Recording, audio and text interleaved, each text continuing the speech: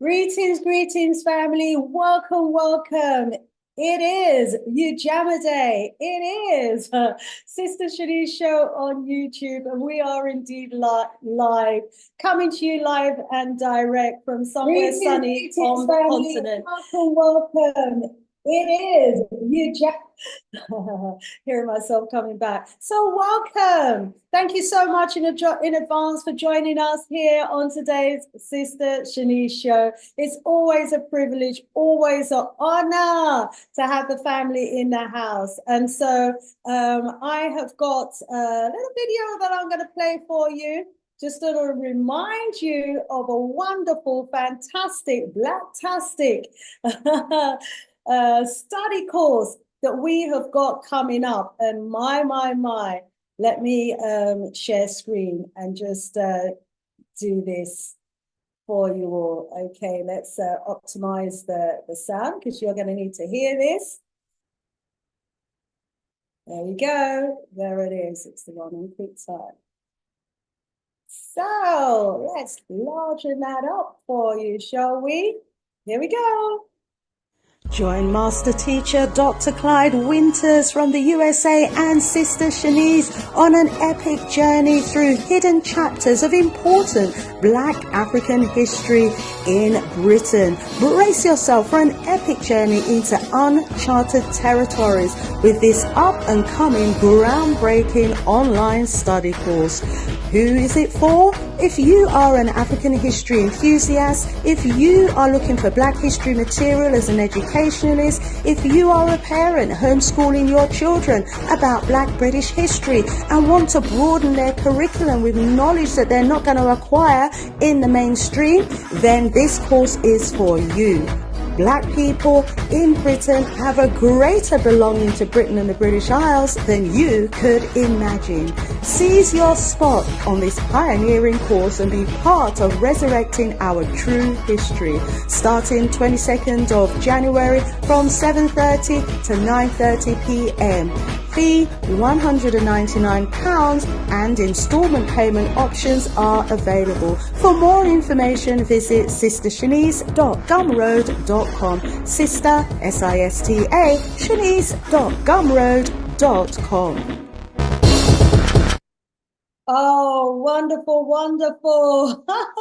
To all of you who have already registered, thank you so much. To those of you who are thinking of registering but haven't registered as yet, hey, we are far. Time waits on no one. Get in there. Get in there fast, okay? Really looking forward to you joining us on this fantastic, blacktastic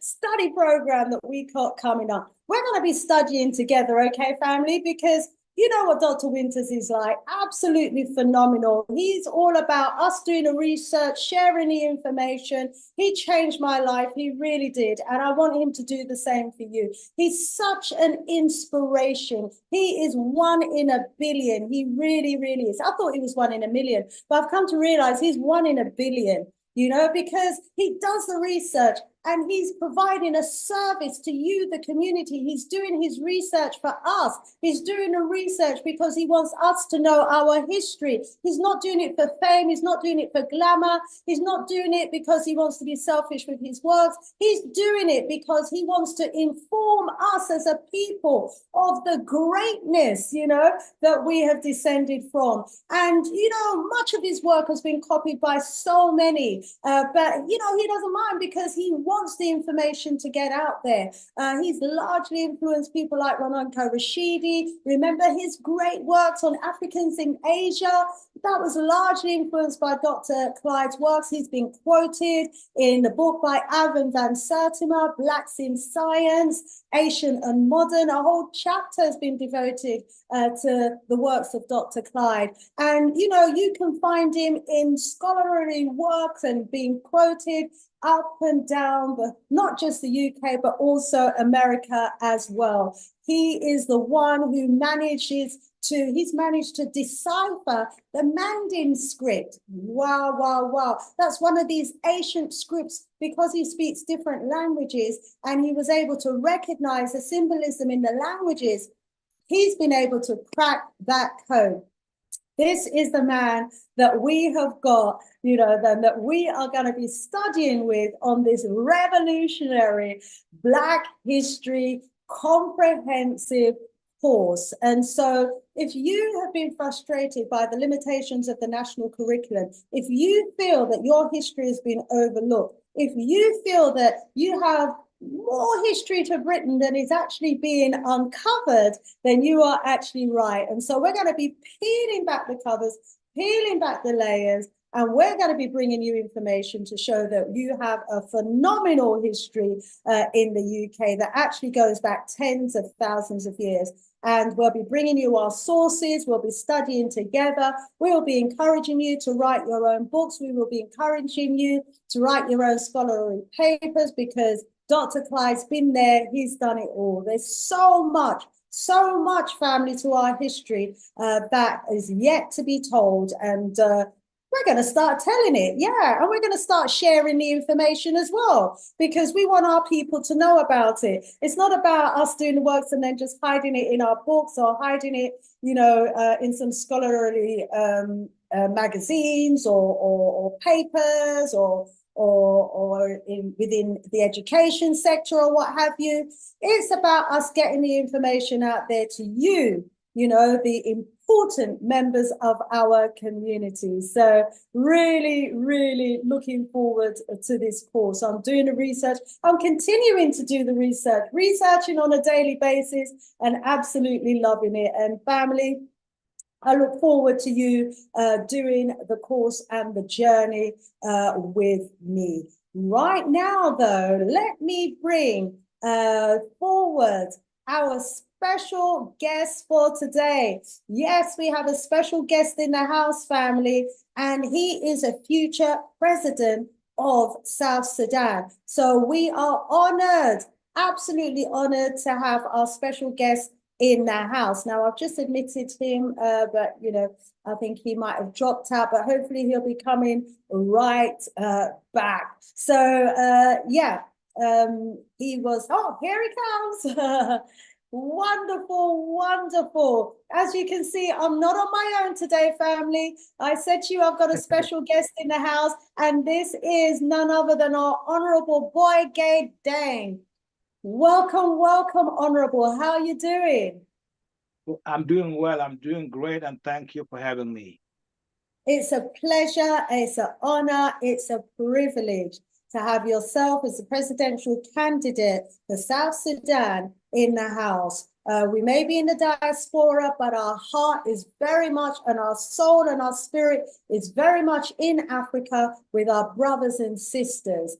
And wow, South Sudan touches a special part in our hearts, because of the history and because of, the events that are unfolding on a daily basis. And, I believe I'm talking to someone who's got a heart for change, and we want to help you to get in that position where you can make that change. Beloved Boygay gang, thank you for agreeing to join us here on the Sister Shanice Show. First of all, before I ask you to do the introductions and everything, let's just hear your voice. Make sure you're coming through loud and clear. How has your day been today? How have you been spending your day? It's been great. It's been a great day just to be in your show and be with you. I think it's a great day. It's a blessing for me to be in your show today, and I'm looking forward for the discussion. Oh, thank you so much. We're certainly looking forward to hearing from you today as well. So, family, Honorable Boygay Deng is a presidential candidate for South Sudan. And as you know, Sudan is one of the newest independent African country, and it certainly hasn't been without its challenges. And as a young nation, wow, there has just been so much injury to that nation already. But, we have someone special here today, because not only is he going to be sharing with us his desire to become president and why he wants to become president, he's also going to be sharing with us his journey from Sudan to where he is today as well. And wow, family, get those tissues ready, I think, because what a journey this man has had. So thank you so much for agreeing to come and share your story with us, Brother Honorable Boy. Let me ask you, first of all, to introduce yourself to our audience. Thank you, Sister Shanine, for having me in your show. It has been a blessing, with all that connection and what happened to make it possible for me and on the people of South Sudan and also the people of Africa, for having me in your show. For those who actually did not heard my name right, my name is Bolgai Deng. I'm actually from South Sudan, originally from the Sudan, before it became South Sudan. Let me give you a little bit background on Sudan, before it become South Sudan. Most of you may heard about the Sudan. Sudan is a country that is not a new country, the oldest country in the Nile Valley, in Africa. Sudan also is the heart, geographical. Sudan is the heart of Africa. And Sudan, before it got divided into two, actually was the biggest country in Africa. Sudan actually also is the mother of the Kemet, which is Egypt today.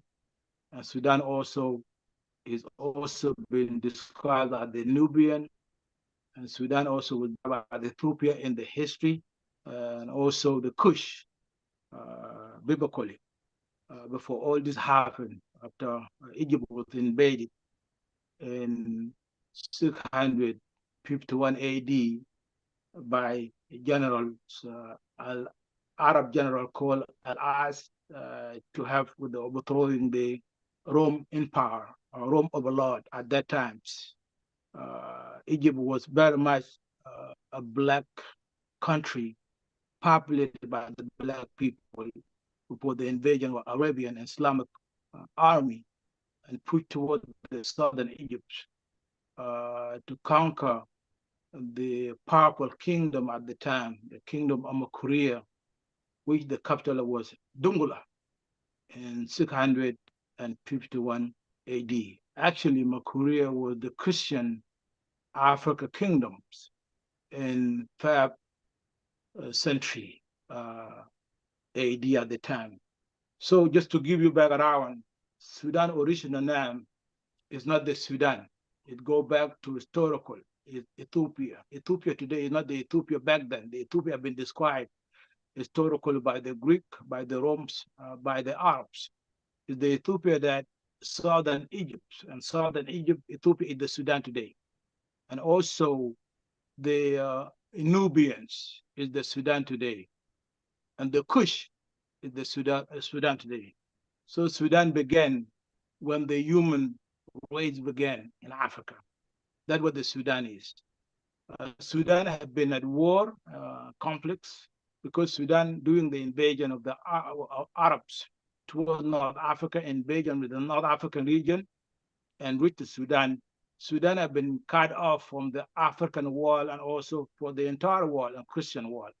It was the first Christian in Africa. And that war, it never stopped. Sudan had been at war since 600 AD until this day. And people of Africa now wonder why the Sudan is still at war and what this war is about. Well, it was invasion by minority group who describe themselves as the Arab origins who are fighting the African indigenous of the Sudan. And that war go back to centuries during the invasion of the entire North Africa regions. And now resisting the battle have been in Sudan.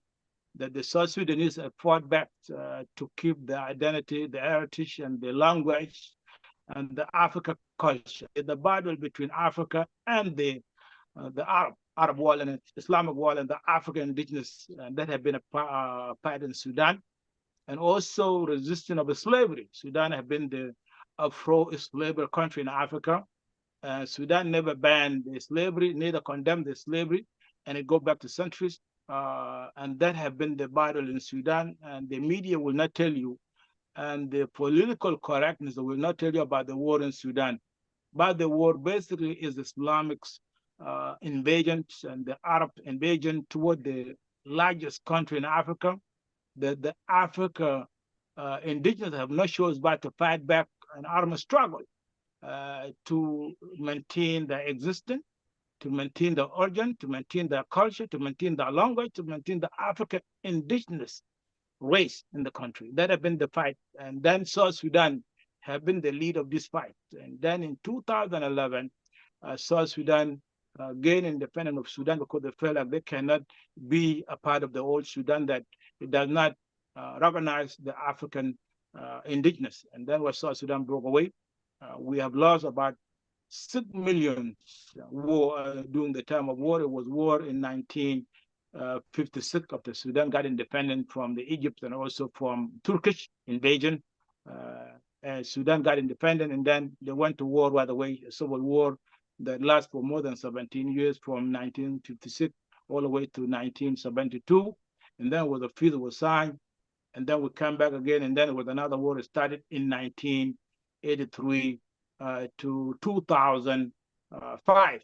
That actually we lost about 6 million in two wars for Africans just fighting back to be free from the invasion, the Arabism and Islamism. That have been the case of Sudan. And also that after South Sudan got independent, we actually find ourselves having our own civil war in South Sudan. We have a lack of the leadership and become a tribal war between groups that the government of South Sudan very much did not provide services to the people of South Sudan, and that it became a war. And that war actually, it was a tribal war, discovered the tribal war that also lost about 500,000, and there were Akamin. But before that also, I want to let you know, during the war of 1983, my journey started because I was a young boy at that time. My village was attacked by the group of Islamic militants who actually attacked our villages and kidnapped the women and children and take them to slavery. At that time, I was kidnapped as a young boy. I was taken to slavery with more than 700 women and children. We have been sold to the Western Darfur region, which is actually, we call it the southern Western Darfur, which is actually a capital called Deng, a city called Deng. And then from there, I was able to spend 3 years before I escaped and managed to make it out. And then I was rescued by the Catholic Charity in Khartoum somewhere in 1990. And then I was actually, another tragic happened in Sudan, where actually Osama bin Laden was welcomed in Sudan in 1996 by the Islamic government of Sudan to host him and actually shut down all the refugees that was in Sudan. I have to run again, find myself in Egypt in 1998, where actually I was able to apply for the United Nations refugees asylum in Egypt, and then brought me to the United States through the Catholic Charity to Richmond, Virginia, which is actually United States, in 1999, and where I find myself to be the refugees and actually live in the United States for more than 20 years now. And the problem of Sudan never stopped, and that's why most of us as refugees, as an African diaspora refugees, we decide we need to go home, have the nation, and I declared to become a candidate in 2018, demanding free and fair election, because the only way that we can bring the peace in South Sudan is the free and fair election, where actually the leader have to be elected by the people, so we can have a government by the people. And that will have been the motive of my leadership, so we can be able to change from the guerrilla authoritarian leadership to a civilian leadership that can provide and deliver the services and build a school, and also to shape the life, be able to shape the life through the agriculture, which is South Sudan is the basket of Africa when it comes to agriculture. Also, South Sudan is the most major oil producer after the Nigeria in Africa, but we believe also oil should not be the mean of development in South Sudan. We can also use the agricultural land to prosper the level of South Sudanese people. And that have been the part of my campaign agenda. Another thing that we are facing a lot is that we have what's so-called identity crisis. People of South Sudan, after we broke away from the Sudan, we still have identity crisis. We don't really know who we are as people of Africa. Are we still a part of the Arab League? Are we a part of Africa Union? That has been an issue that the government regime that who broke away with the country in 2011 do not define the identity of the country. So we believe that we're indeed, we African, that what we fought for, so we can be a part of the African community, and also being the vehicle of the other African have been marginalized by the same system, who have left in the north today, who are fighting for their freedom as well. If you talk about the Darfur, if you talk about the Blue Nile, you talk about the Nuba Mountain, or these are the African indigenous that have been left in the North Sudan. Also, they want to get away so they can at least realize that dream as the African as well. So we believe that having identity to define ourselves and nationalism, that's something also we believe that we need to focus on in my leadership to define ourselves. Have education that will suit the population of South Sudan as an African country and the African population, and also to embrace our heritage and our culture as African culture that protects our existence for millennium, that have been very much resistant against invasion for too long. These are the things that we are focused on socially and culturally, and also the language of the country. As an African nation, what language are we using? Are we using the English? Are we using the Arabic? Or do we need to find a way to have our own local language as an African land? These are the things that we're going to be fighting on in Parliament with my leadership to get people on track and to make sure that we have at least we are free, and we are free for all in the country. Economically, also, we have to find a way to have manufacturers, to create jobs for our children, our youth who are out of jobs, and also to upgrade the universities who are not available because the regime of Sudan denied access for education in southern part of the Sudan at the time. Now is the time for us to upgrade the education in South Sudan so they can have their own education that define their history and their culture and their language as well. So these are the focus of my leadership. An election have been called. Elections can be in December 2024. But as you know, and most of you will never live in Africa, African diaspora, to share with you that we have a challenge in Africa. Africa that we love, all of us in diaspora and also at home. But sometimes we're facing so many major challenges. And the major challenges is the greediness of the leadership of African elites, who always don't give a chance for the freedom of African people, who always try to dictate the way of life of African people by using militarization to terrorize the African women and children, and also using the police against the Africans so they can protect them to stay in power and remain in power. And sometimes they can extend the term limit in the office. And then eventually it turns out to be a dictator system who have very much oppressed the African citizen, and deny them access to food, to medicine, to other resources in the country. And that's what is going on in South Sudan. After we got independence, South Sudan become oppressed leadership, kill his own citizen, torture them, and put them in jail without court of law. And that has been the challenge we have in the country. We believe that we need to put the rule of law in the country where people not to be persecuted, but they should be going according to the judicial system, and to be able to testify that they should not be killed because they belong to different race or different class of the race. We are all African, I believe, and we should treat each other brothers and sisters. We should have a leadership, not divide us as a tribe, but embrace us as African people. And that's the leadership that we need in South Sudan, and could also be done in the region of East Africa and through Africa.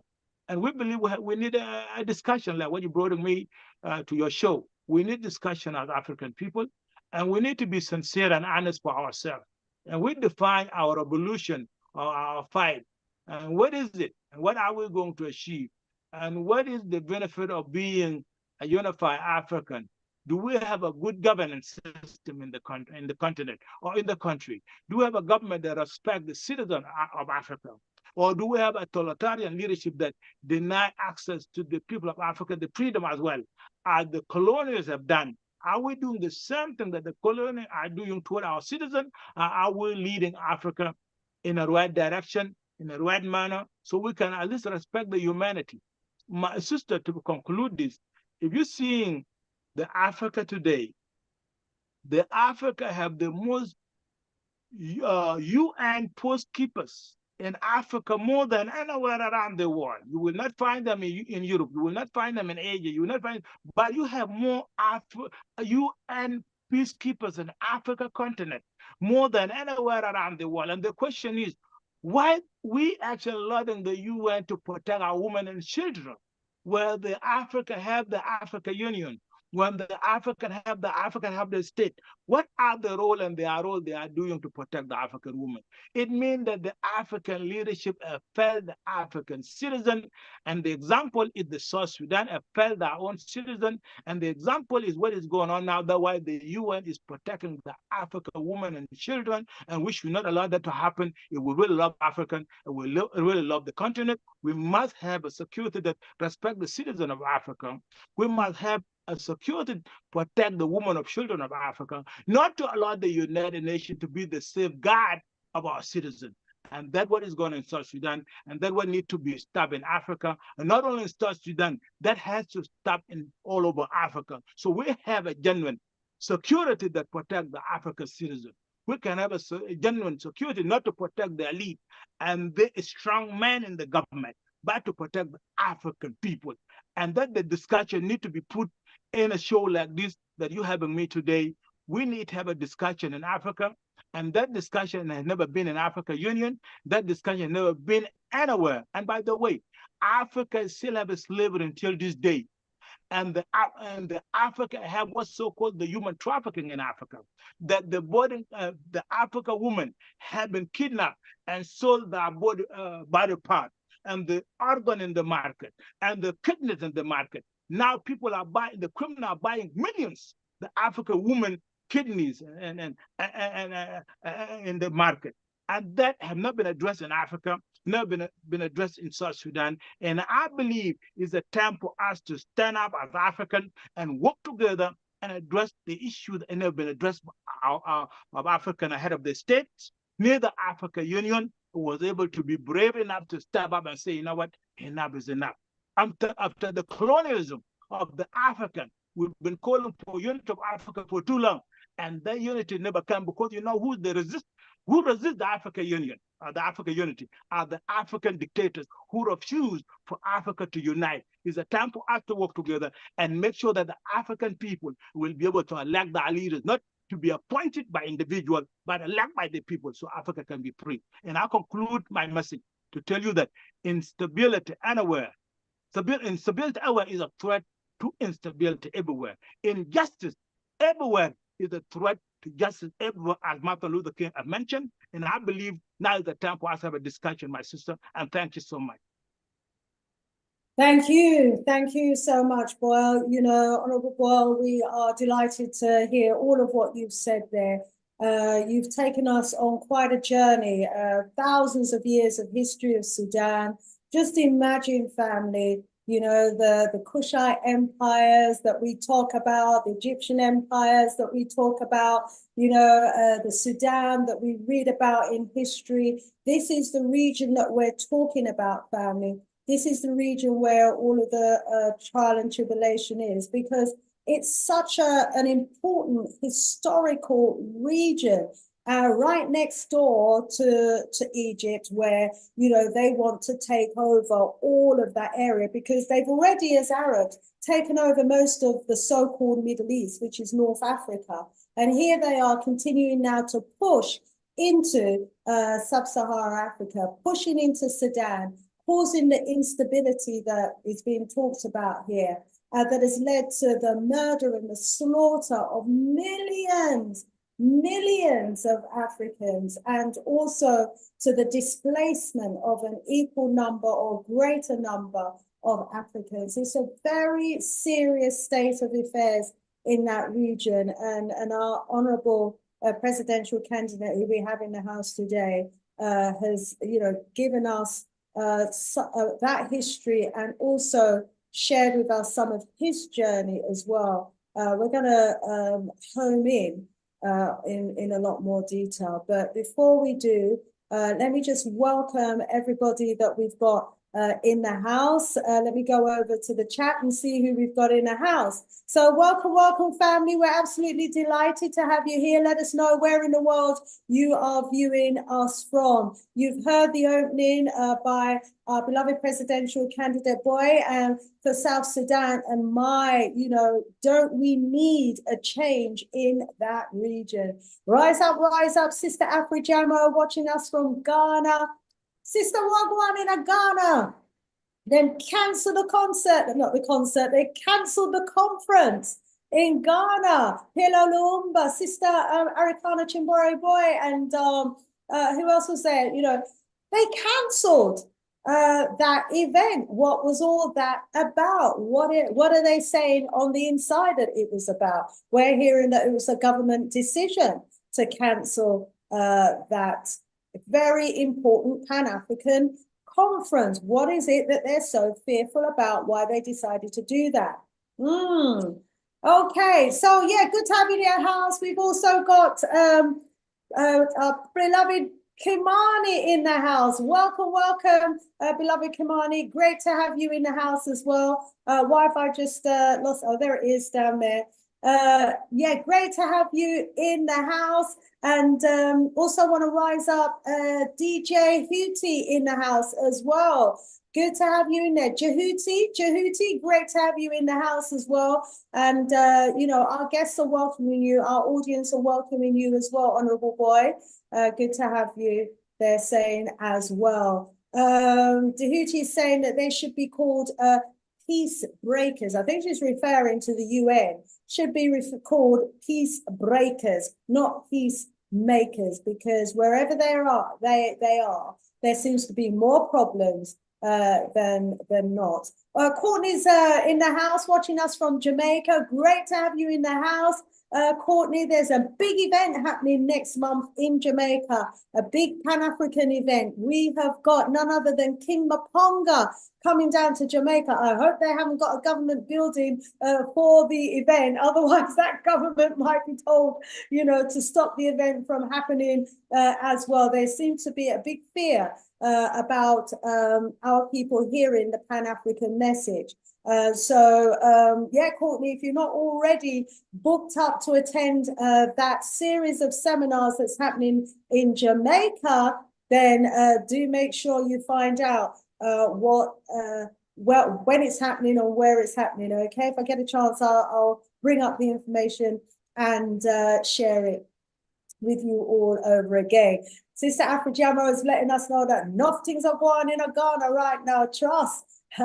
Things come fire down there. Well, we really want to hear about what's going on. So we welcome everybody in the house. As you come through the door, please do remember to give us a thumbs up and give us a like as well. What I should do, I should get you all on my phone, and then I can see the messages coming in quicker, I think, on my phone here. So, we welcome each and every one of you to this evening show. We've already started, and we've already been hearing from our special guest in the house, and we want to, hear further and hear more from our guests. So we've got Derek in the house who says, Ghana got a huge loan. Yes, they did. Ghana got a huge loan from the IMF. I wonder if they cancelled it. This is what happens when you are taking money from people. They call the shots. This is what is going on. Yes, Sister Afrijamos remedies. Dr. Aripana Chimbore Koyo, Hilo Lumumba, Peter Ossi from Nigeria, but Malema, he wasn't present. Maybe he just hadn't arrived as yet. And they cancelled the event. And Rise Up D's in the house watching us from the UK. Mundele is in the house. Yenge Impa Kiambote, beloved. He says, greetings to your guest, presidential candidate. High salute, brothers and sisters from the Congo Leopard. Yes, we welcome you. Watching from the UKKK. Rise up, Brother Simon. Rise up, Courtney. Yes, I'm seeing the message coming through on my phone. Well, we've already heard some opening remarks and a big introduction from our honourable guest in the studio. So let's go back to our honourable guest. Please do continue to make him feel welcome. Rise up, Tissy Annie. Rise up, rise up. Wow, what a story you've given us already, Honourable Boyle. Can you go back to the event that you spoke about when your village was actually raided? Because this is what we read about that's happening quite a lot in Sudan and in the Congo and various other parts of the continent. You know, what was the experience like for you and your family when these bandits, these hooligans, you know, turned up at your village? You know, what was it like the day before? And then what was it like, you know, when it happened and the day after, please? You share that story. Thank you, sister. Yeah, okay. Thank you, sister, for asking me again this kind of question. Let me tell you, as I mentioned in the historical context of the Sudan, Sudan actually is not our name as the Sudanese. It was given to us by the invaders.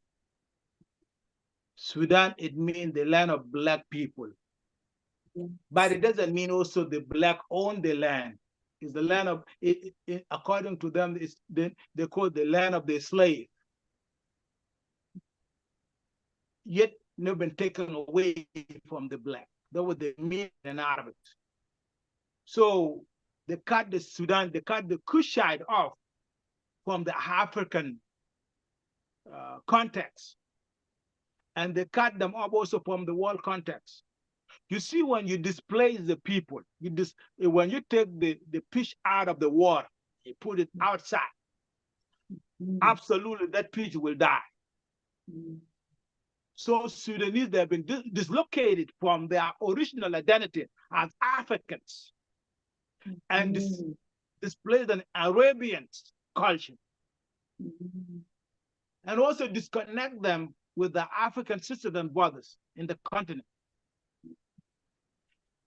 And also deny them the African indigenous language and deny them the other mean of languages like English and teach them in your own language, which is in Arabic.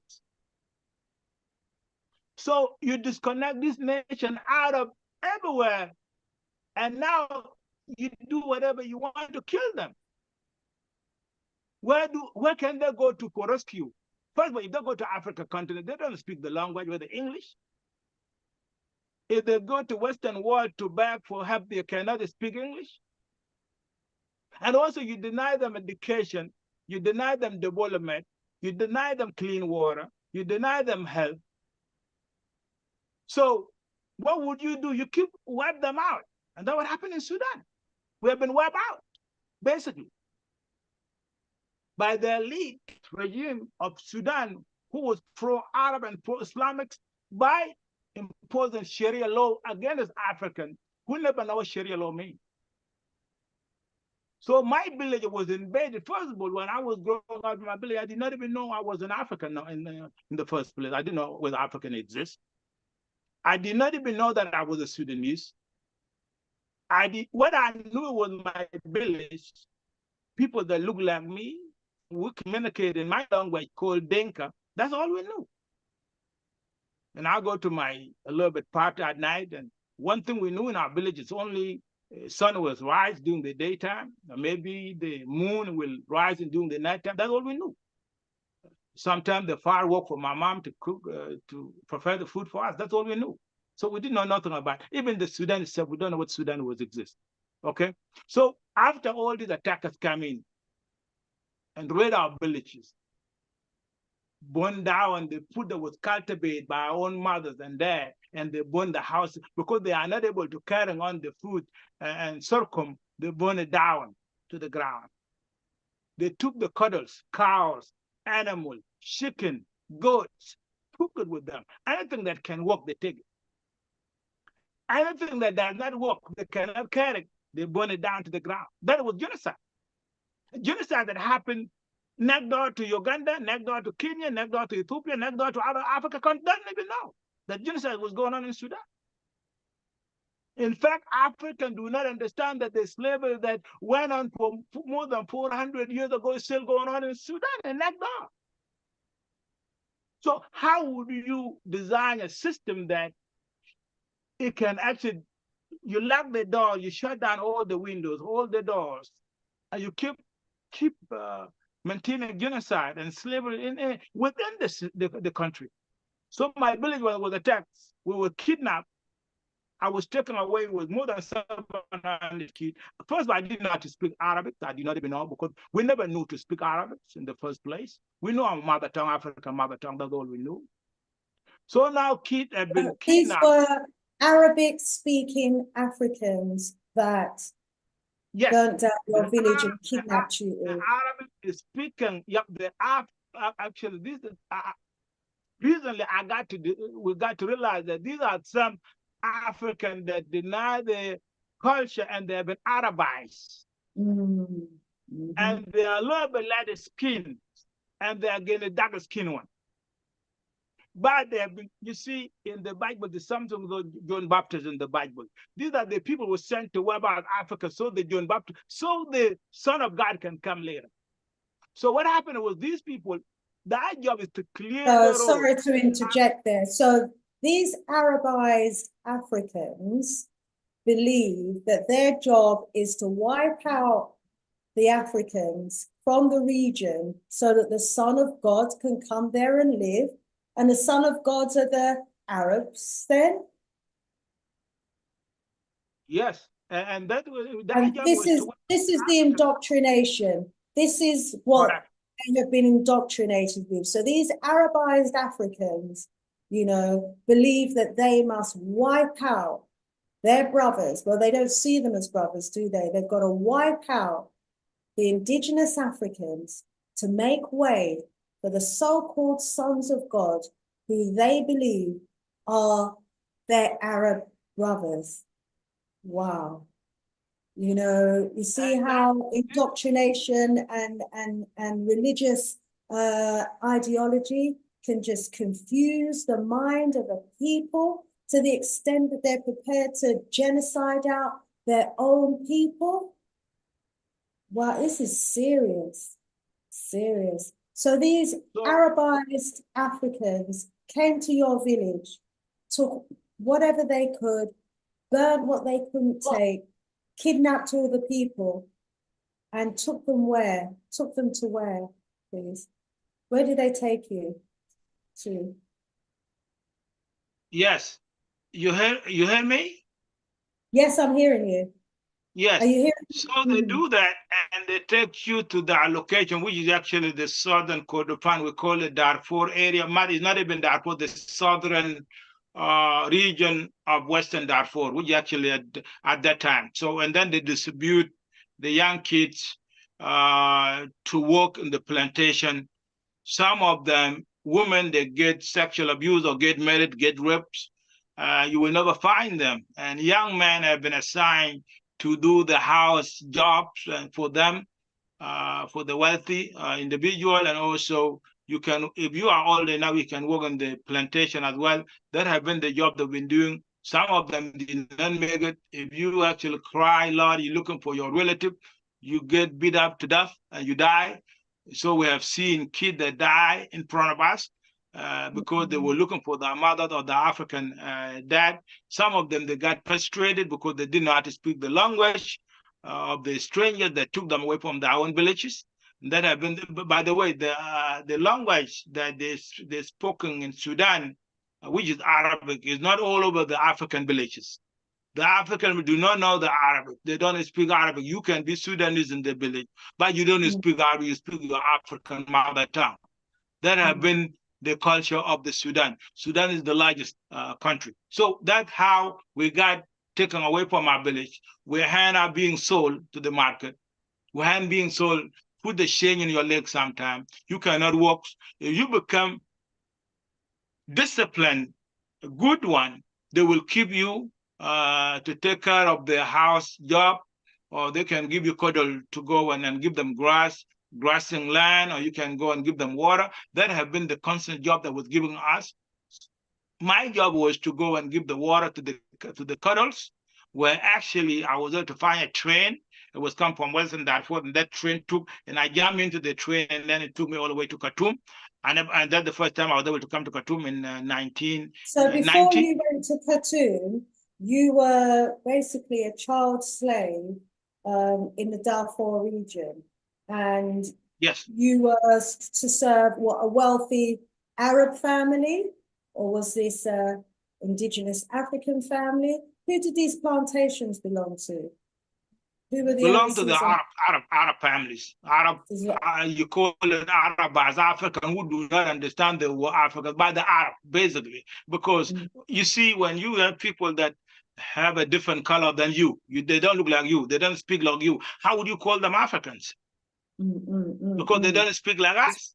Right. And that had been we got introduced to this kind of people, that Arabites who knew nothing.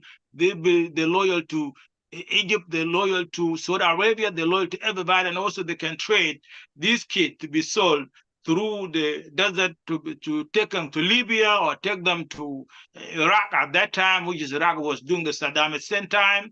All these kids have been used also during the battle of war, use them for the war purposes, also when they kidnap them. Raise them up, send them to war so they can fight for you. That have been the strategy of Sudan government at the time. Wow. Wow. So family, are you hearing what's going on here? I certainly hope you are. These are obviously the sorts of reports that we just don't hear about in the West. You know, kidnapping the children, enslaving them, you know, putting them in the homes of Arab families who are using them as slaves, raping, sexually assaulting the women, murdering some of them, Arabizing them, grooming some of the young boys to become soldiers in their armies, to do the same works. You know, this is a very, very awful state of affairs. And at this time, when all of this was going on, the government of Sudan was this person an Arabized African or an indigenous African? Well, you know, what was the government doing about these raids and this genocide that was happening, or were they complicit in it? The government support the program. They support the Islamic militant who are doing this because actually they were part of the government. So the government used them to expand their expansion of invading African land. That was a part of the job of the government of Sudan. And also the rebel that was fighting back, who was South Sudanese rebel at the time, who was South Sudan, who was fighting back, is for them to deny them access to food as well. So they say if they can depopulate the region where the rebel can come and ask for services to can be served by the villages, they can tear down the villages. They can destroy them, so the soldier will nowhere anywhere to go and ask for anything to eat, because the South Sudanese revolution soldiers at the time, they didn't have any funding or anybody to fund them. They're only just in the bush fighting back the Sudan government until their message have been heard internationally. But at that time, they didn't have any support from anyone. So this was what Sudan used this kind of group called Janjaweed. Now they call them Janjaweed now in Khartoum, to use this kind of day to work for them, for the government of Sudan. And they've been doing this and go back to 1800. These are not just a group that just appeared in 1990. That they've been there since 1800. These are Arabs, African. They immigrate from the West African all the way, whether from Mali to Cameroon and North African facts, who have been denying the right by the Arabian, coming in to immigrate and oppress the African indigenous people. That have been the journey of these individuals in the West and also in the North Africa. Okay, and that have been the challenge, and government of Sudan used them as a tool to oppress the African people. And also these people, when they come to your village, they don't come with pickup truck. They come with horse and donkeys and camel that have access to the bushes, because you cannot drive a car because there's not highway or roadway. So the only way you can have access to kill these African indigenous, you come with donkey, camels, riders, and also horse riders. That's the only way you can have access to this village. And when they come in, they come with thousands and hundreds, 3,000 camels and donkeys. So they don't come just with cars because there's no access. Then they started to use the only way that they can depopulate the African who can hide in the bush. You come in with donkey and hide out through the bushes and get them out. That has been the genocide we went on in Sudan. It's went on for more than 20 years. This war started in 1983. And the African continent, they were silent. Nobody ever came for the rescue of the Sudanese indigenous people. And that has been the challenge. And that's why the African continent genocide can happen in next door, and the next door will turn another way. It will never do anything or step in to help. And that has been the strategy of Africans that we have, that there's no one can come for your rescue. And that has been the challenge we face in Africa a lot. You know, it's such a dreadful state of affairs. I mean, we were hearing in a chat a little while ago, we were talking about the event that's happening in Ghana, where, you know, Pilo Lumumba, Shimbori Quayle and others had come together, Julius Lemema had come together, you know, to talk about, you know, Pan-Africanism to the young people in Ghana. But they need to go to Sudan. They need to go to South Sudan, and they need to be talking about what's happening in Sudan. You know, this, you know, we've had a couple of shows where we've been talking about what's going on in South Sudan. And I said that we're going to continue to return to this and to spotlight and highlight the atrocities that's happening there. You know, thousands of our people are being murdered, you know, almost on a weekly basis. And it's been going on, as you said, for decades. And it continues to happen. And neighboring countries are turning a blind eye and a deaf ear to the cries and the murder and what's going on. You know, well, it's for us, those of us on the ground, to make sure that we raise awareness about what is happening.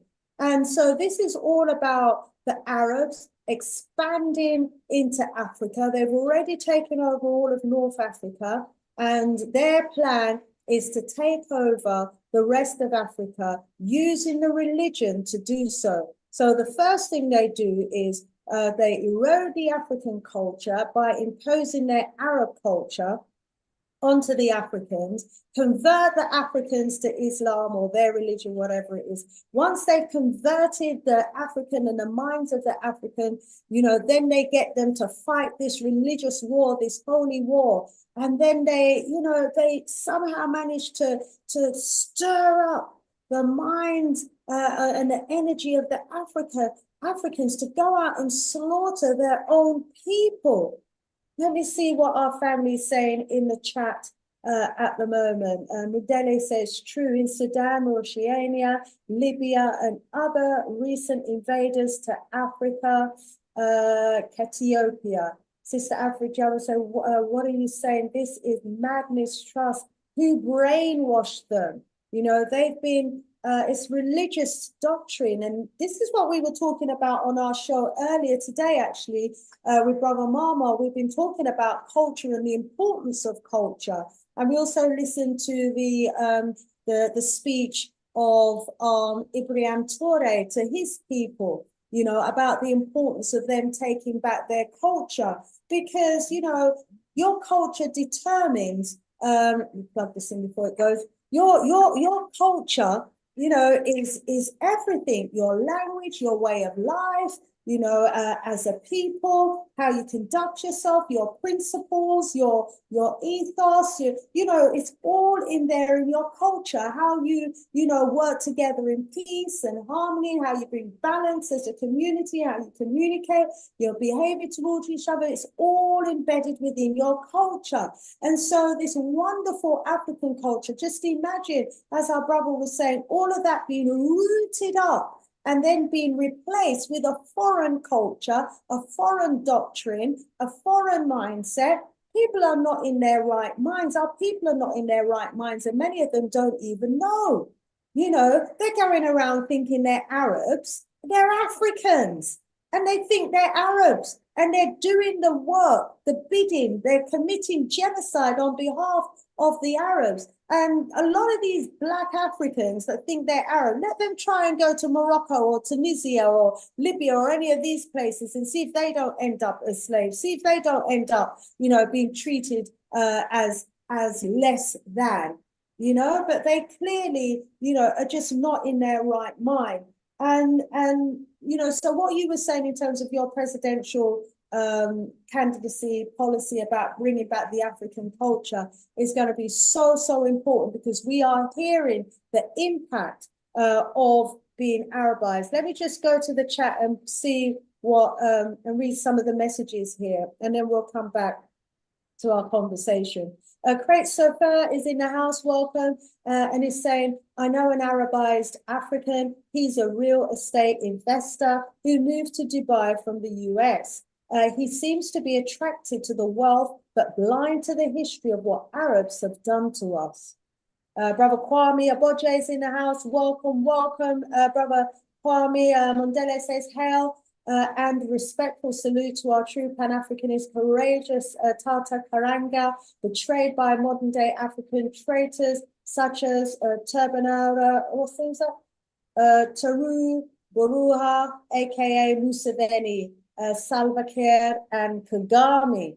So that gives us an indication why, some of these puppet leaders are playing deaf, blind, and dumb to what's going on in Sudan. Maybe they themselves have been bought. Sister Afro-Jamo, the youth conference being cancelled. Everything happens for a reason. The Ghana youth are even more angry now and are more likely to rise up. Brother Kagame, not surprised of the hopelessness, the arrogance of most of the leaders on the continent. What's Derek saying? He's saying, North Africa was invaded by the Arabs in 639 AD. The first major displacement and refugee crisis took place when many people left their homes and went south of the border to Sudan and Ghana. You see, this is what's been happening from 639 AD. They've been pushing our people from out of the northern region of Africa and into West Africa. Does West Africa not realize that quite soon, once they've taken over the Sudan region, if that happens, God forbid, they'll be coming for the rest of Africa? They're coming for Africa bit by bit, because Africa is the richest piece of real estate on the entire planet. Sudan is rich with oil, rich with minerals. It's got, and minerals that it hardly uses for itself. And you've got a country, like the Arab nations, who are expanding and want the wealth for themselves without the people and at any cost. Or the wickedness. Most of us are focusing on what's going on in Palestine and what the Israelis are doing to the Palestinians. But look what's happening to the Africans right now, right under our nose. Let's have a look. Mustafa, rise up, brother Mustafa. Good to have you in the house. He says, to me, this is a political issue. Very bad people behind it. And Clive Alec is saying, we do nothing to stop it.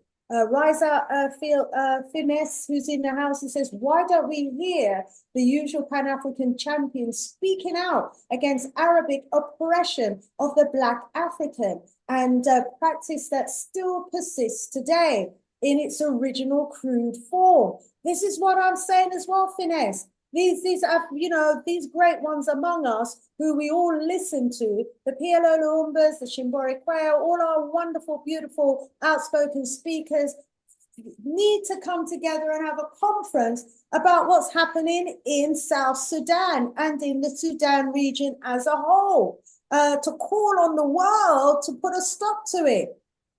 Let's go back to our special guest, Honorable Boyle. Honorable Boyle, thanks for sharing with us what happened the night in your village, and sharing with us, what the result was, what happened to all the children and yourself as a result of the raids. And so you were saying that you were enslaved, you were there to serve a wealthy household, but you managed to escape. You managed to jump on a train and get out of that enslavement situation that you were in. Where did that train take you to, and what happened next, please? The train took me from Western region to the city, the capital city called Khartoum. And when I arrived to Khartoum in 1990, there were actually the train, it was a business train actually, and train did not stop for more than 2 days, and it could not move anymore. So I saw some tall, dark-skinned South Sudanese passing by the train. Then I jump out, and then I run toward them. I realized they were from my tribes, and they embraced me. And because they were aware also slavery was going on, they said, "Were you a slave?" In my language, I said, "I am." And then they took me to refugees, where actually the camp. What age were you? What age were you at this point, please? I was 10 years old at that time. Yeah. And then they were taking me to the refugees camp. That's the first time I was able to learn how to read and write, because there was nothing called education in my village. We never seen a paper flying anywhere in our village, because my village is nothing. It just was raised to take care of cuddles, and in 18 years old, sometimes you get married and having a good African life in the village. So, and you always dream to be wealthy by having too many cows in my culture. And also being a good dancer too. That's what we do in our village. There's no more than that. And be a strong man that can go and hunt and take care of. If there's an attack by the hyenas to your cuddles or to a lion, you got to resist and have a spear in your hand where you can resist the lion, not to attack your cows. That have been the culture that I was raised in. When these people come with AK-47, we never heard before in our village, it became a disaster to our village, and to the chiefdom that were managing the village, it was a disaster for them. So when I got to that kind of refugees and came, I was able to learn, because the refugees came also, the government of Sudan made it very restricted that English cannot be taught. The African dialect language cannot be taught, only Arabic. So the Arabic language is the only language was allowed in the country. So anyone can come in, you got to learn Arabic only. And that have been the only way that I was able to learn Arabic. I was able to learn to speak it. I learned how to write it. And that become the first language that I pick up to know how to write and write. And I don't know how to write my language. Only my language I know to speak it, because it was it's my mother tongue, through my mother and my dad. That's the only language that I knew, but I did not know how to write it, or was allowed even in the Sudan to be allowed to in the school. Sorry, I forgot to ask, what happened to your mother and father that night? Very much. During this kind of attacks, my dad died. My mom was beat up to death until she died later, because there was so many wounds in her backs. Because when these rapers come in, they have no mercy. When they beat you up, you have no mercy. You lose leg or you lose eyes sometimes. So many people lost their eyes because of beatings. So my mom was beat up to the point where he got so many wounds in her back, and then she died later of that kind of beating. My brothers too was beating up to paralyzed. My older brother was also was taken to slavery as well. Even my older brother wife and many of my families. Just being a refugee, learning Arabic. And then also was another disaster in 1996, when Osama bin Laden was kicked out by Saudi Arabia government, because it was anti-West, anti-United States at the time. It was as only the country that sponsored Osama bin Laden as the most tourist Al-Qaeda man. It was the government of Sudan host him and welcome him. When he arrived to Khartoum, and he have learned that there were other activities of the Christian organization, he demanded to shut down all the organization, NGOs that were in Khartoum. And government was ordered to do so, because it was wealthy, he have he was rich, and also Islamic government would benefit from him. And also they have a slogan of Sudan is Islamic and Arab state, with nothing to do with African.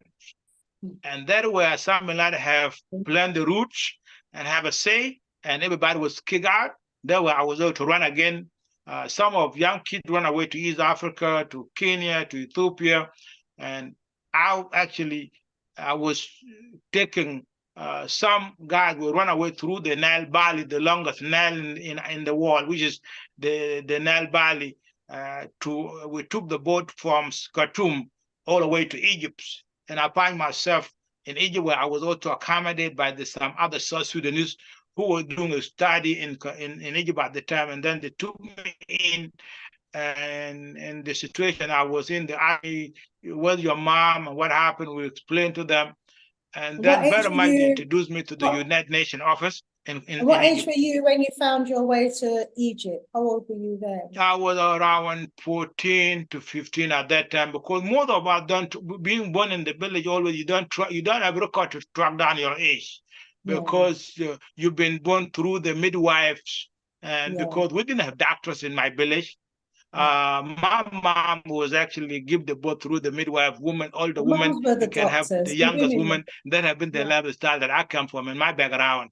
But probably my age was somewhere in 15 years old when I reached to Egypt, and then I was accommodated and I was taken to the United Nations office. And my case was actually reading by some Sudanese people, and then they took my case to United Nations so they can give me protection. It was to seek protection in Egypt. Egypt also was not easy a country to live as an African, because you get beat up. You don't go out in daytime, because if you are black, hunger, which means monkey. You are not a human being, you are a monkey. So we have a top level in Egypt also, getting beat up, getting killed, and so many people die in Egypt as well. So, but at that time, my people in my village, my tribe, took me to United Nations, and then I was given asylum, and my case was proved, and then my name was sent out to the United States to seek for sponsor. Somebody can sponsor me, and there was a church that was interested to sponsor my name, and I was brought to U.S. in 1999. Wow, what a journey, what a journey. Wow, family, what are you saying in here? Let me just go over to the chat and then we'll come straight back to you, Honorable. I think I read that one, those ones already. Brother Kwame Aboje says, I'm not surprised of the hopelessness, arrogance of most of our leaders in the continent. Oh yes, I read that one and one from Derek. Kwame says, yeah, we have our own principles, then blindly following the divide and rule practices of non-Africans. Mustafa, yes, Rise Up Mustafa, I did read that already. Africans focus our own people. We need to focus on our own people. Do you understand? Our ancestors then care than the useless neo-colonial stooges. Okay, we've got Zanai in the house. Welcome, Zanai.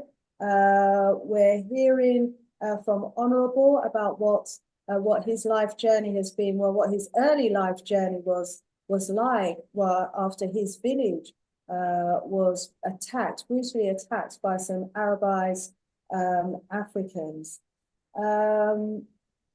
Right, Obi touched on leadership. The right one can steer this somewhere. Yes, it's so important that we get the right leaders in position. This is why, you know, our brother here is a candidate for South Sudan, because he wants to be the change that he wants to see in South Sudan.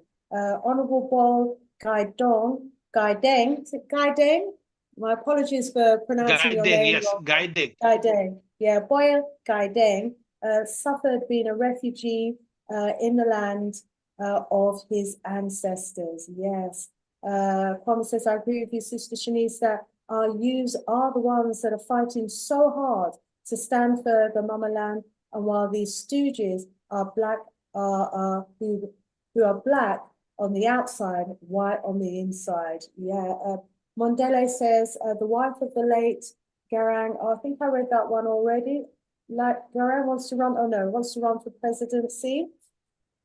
Could Honourable Boil Deng comment on this, please? Is she a deserving political heiress of her husband? So we'll ask you to respond to that in a moment.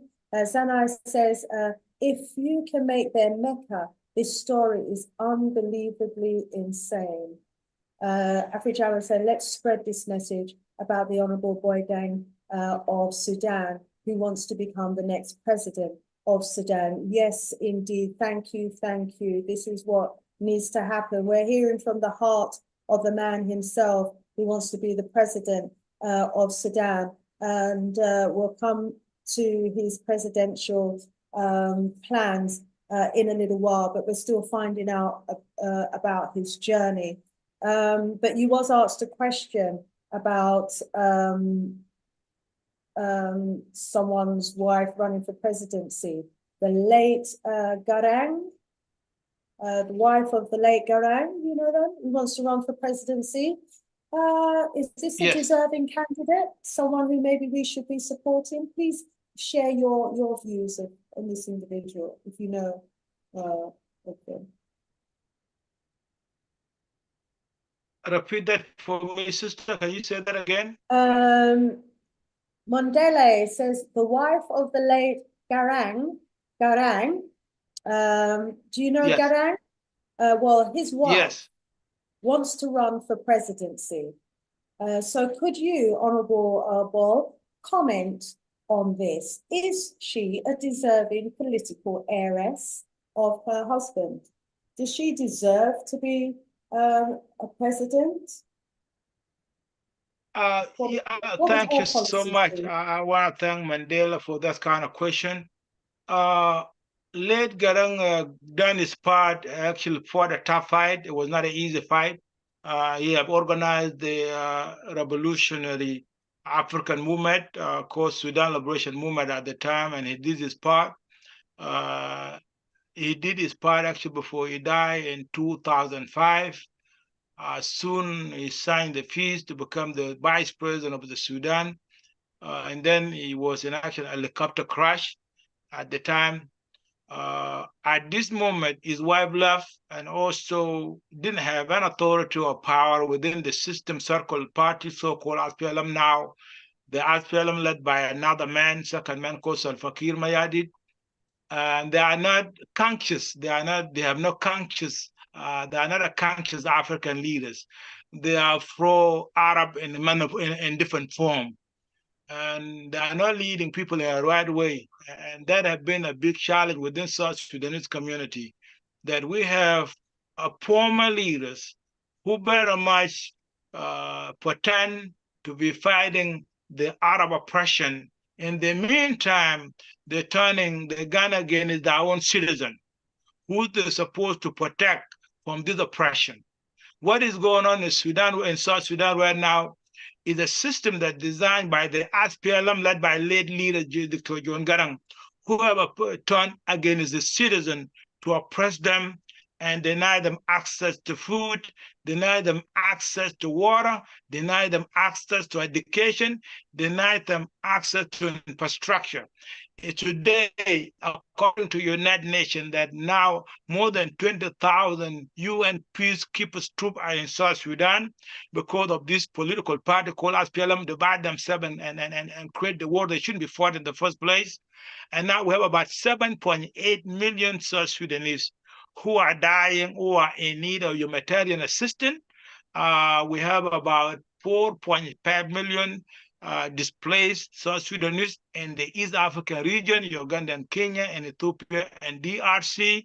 So we believe that the late Dr. John Garang lost the vision, and his wife lost the vision, and Salva Kiir lost the vision in which the people of South Sudan stood for, that we have lost about 2.5 million men die at that war. Now they forgot about it, and they're still accommodating the same criminal Arabism and Islamism in the country, by controlling economic in the country right now. If you go to South Sudan right now, 85% of business are owned by the Northern Arabized Africans who are controlling the market in South Sudan. And the people of indigenous of South Sudan have no way to be in the market. All have been controlled, and these individual businesses have been protected by the government elite in the South Sudan. And that's why we believe that the African South Sudanese, they need help. We did nothing wrong for you to accommodate others, race or anybody. It is okay, but you also have to put the rule and top measures to make sure that the citizen must be benefited as well as the outsiders. But what happened in South Sudan is unfortunate.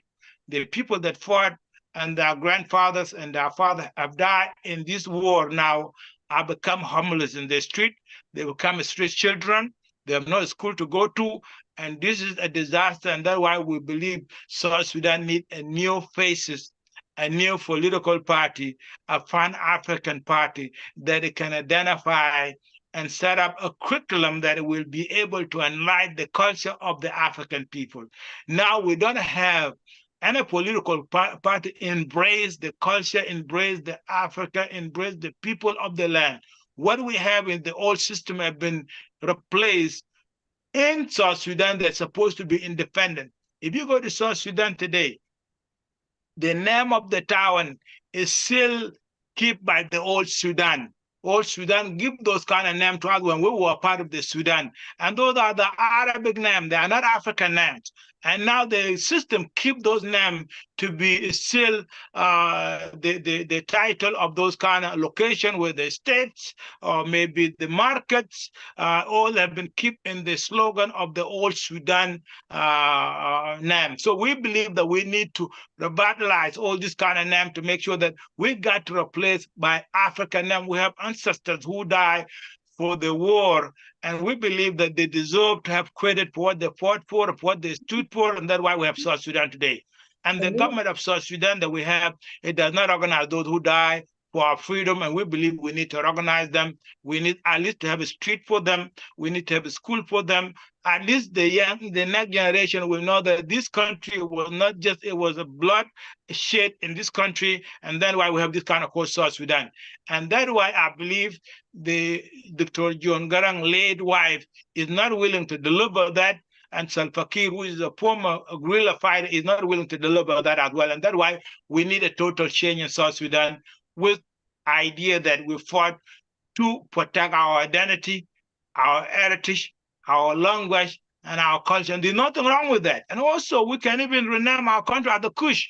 Why is not Kush? Why is we keeping the old Sudan? Because that Sudan was given to us, was not an African name, was an Arabian name. Why are we keeping South Sudan as South Sudan? We should have our own name as well as the Kush Republic or Kush Kingdom of. We need to go back to our heritage. That's what now people of South Sudan are debating. That why we're keeping the slave name in the country we fought. We lost more than 6 million from the first war and the second war. Why we cannot have our own name so we can rename it as what Ghana was renamed, what other countries like Zimbabwe was renamed. So why can we rename our country? So at least we can feel we're African. This is the dialogue we have now in the community, and our leadership is willing to do that.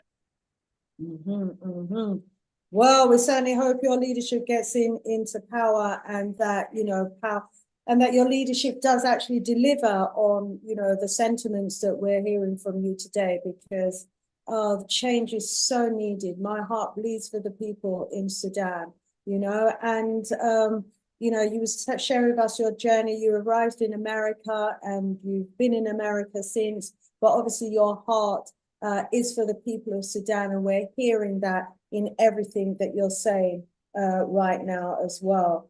Let me scroll down and see if there's any new messages. Ashay King, reclaim our own names, reclaim our culture and our spirituality. It's so, so important, you see, because when you've got your own culture, you're in your right mind. When you've got your own culture, your own name, your own language, you know your history, you're on the road to repair, and you're on the road to becoming, that great Cushitic Kushite Empire again, because, you know, you can walk in the steps of your ancestors and your great ones, but for as long as you're uprooted and don't know your history, your name and who you are and your heritage, you know, you're less likely to find your way. You know, it's a very troublesome story that we're hearing indeed. I mean, your case is one of probably millions who have been through the situation that you have been through, that you're describing. You're one of the fortunate ones to have survived, extremely fortunate to have survived. Why? Because you needed to be around for a time like this to share the story, to tell everybody about what's going on in Sudan. You're the light now. You're the Moses in the biblical story who's coming back to save the people. You know, was it Moses who come back to save the people? One of them anyway. You know, return to save the people. And, you know, you're needed during this time. SDNH 99 is saying, I hear you, brother. Use your original name so that your ancestors will be pleased once more. Yes. And so your ancestors can work through you as well. And Kesafar is saying, good to hear such a voice for a leader who's passionate for making a change for the better. Yes, indeed. Right, get rid of that horrible sounding Arabic language, says Sister Afrijamo. Absolutely agree as well. And Mustafa says he has a real something about Sudanese. Hang on, he has a real because the Sudanese, they never want to be together because they have their own personal interests. So maybe there's some differences, some divisions there that our brother Mustafa is talking about, that they have a real challenge maybe coming together because of the differences in Sudan. Yeah, I mean, there are those who are just not in their right mind. So some Sudanese, I'm hearing, see themselves as Africans, and some Sudanese see themselves as Arabs who speak the Arabic language, who've adapted the Arabic culture, religion and everything else. And we are seeing, you know, what's been played out, how religion can tear a country apart, how religion can tear communities apart, how religion, you know, can drive individuals to commit genocide against their own people. Wow. So, Honorable, you've decided now that it's time for you to stand as president of Sudan. We hear you want to be the change that is so desperately needed. I mean, tell us about, you know, your campaign, your team, you know, and you know, where are you at the moment with your presidential campaign efforts, please? Thank you, sister. I just want to let you know that I've been fortunate to be in diaspora like you. And that gives me a lot of leverage to do what I can do, because if I was in my village, I would not reach out to anybody, and I would not be able to be invited to a show like this to share my story with you. Or I would not even have people from the continent on this platform, my beloved. We love to hear directly from our brothers and sisters on the continent. So maybe if your village didn't have internet, you wouldn't be able to. But actually, yes, but yes, when I came to the U.S. in 1999, I did not know how to say A, B, C, D. I learned it here. Mm-hmm. So I didn't know how to speak English. When people used to say, welcome to America, I used to run away. So it took me 20 years among of my generation who died, who did not survive, who get kidnapped, who have been enslaved, to become the voice of those who have perished in my community. Mm-hmm. And it took me 20 years to come to a show like this just because I need to learn English. Mm-hmm. So I can be able to tell my story. I understand. Yes, yes. Which my community, including my late mother, my late dad, do not know how to speak English, neither Arabic, in the country of Sudan.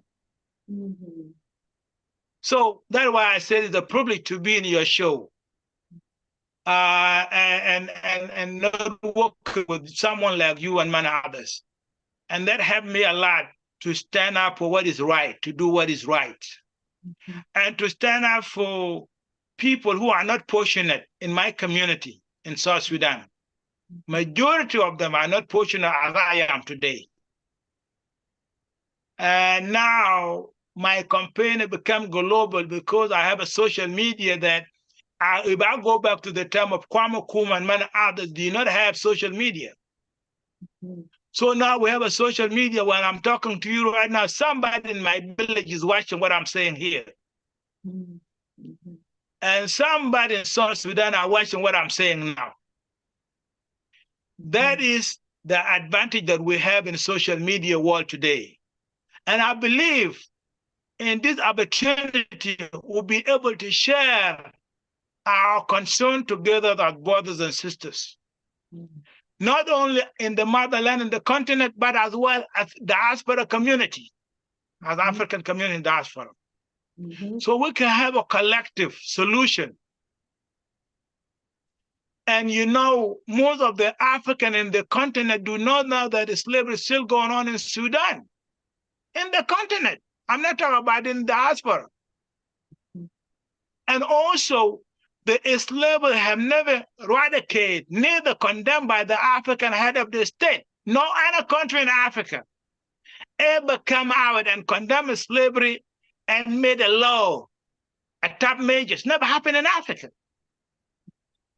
So, and that's why I am here to tell you that my campaign have been a global, have been heard by the South Sudanese globally. I have a team leaders all over the world and also in the ground. I have South Sudanese refugees in Australia, in UK, in United States, in Europe, in Africa, and now they are listening to this message and they know that the country needs a new face and a new leadership.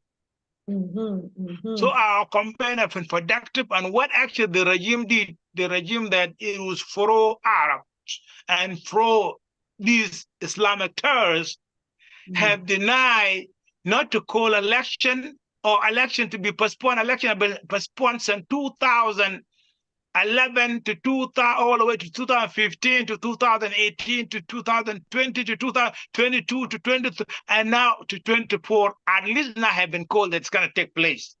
But election, we've been pushing for election for a long time. We said, you know what, you South Sudan, when we got independent, we didn't have election. It was this man was appointed by individual, a friend appointed him to become head of South Sudan. It was not a leader have been elected by the people.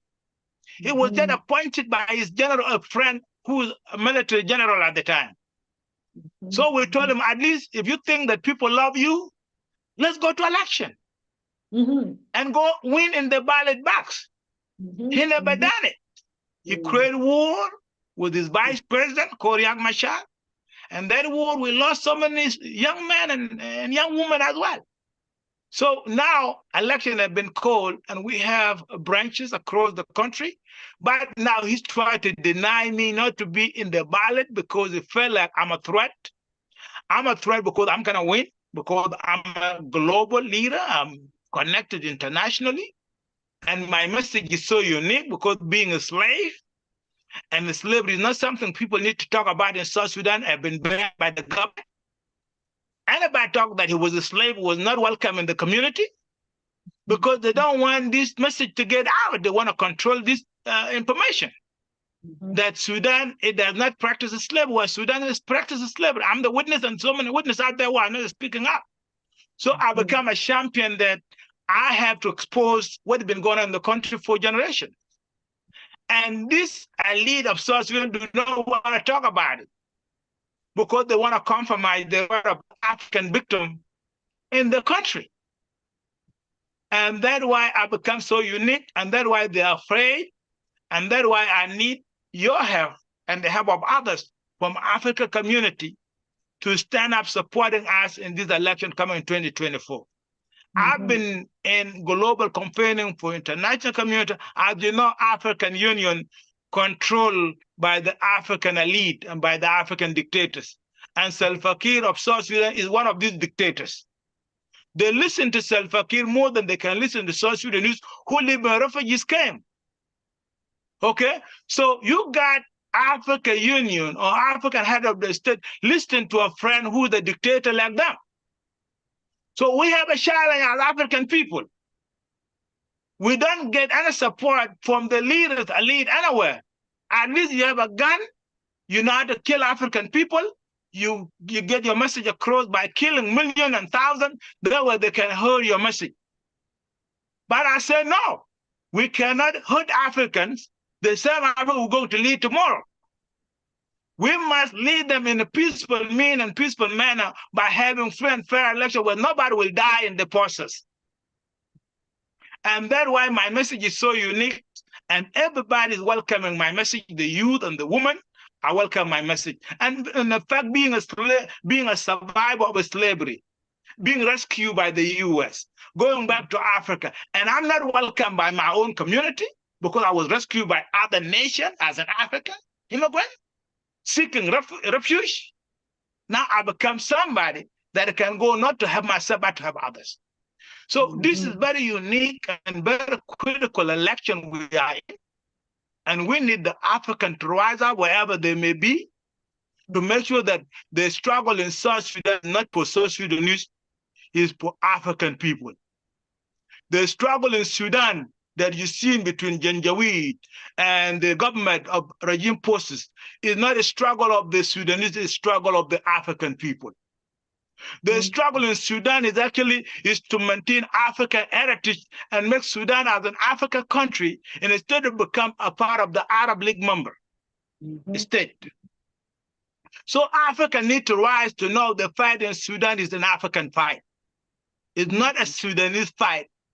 It's not a South Sudanese fight. It's our African fight to keep our continent at the motherland. We cannot lose Sudan as we lost Egypt. We cannot lose Sudan as we lost Libya. We cannot lose Sudan as we lost Tunisia. We cannot lose Sudan as we lost Algeria. We cannot lose Sudan as we lost Morocco. And in portion, we may lose also Mauritania in the West Africa.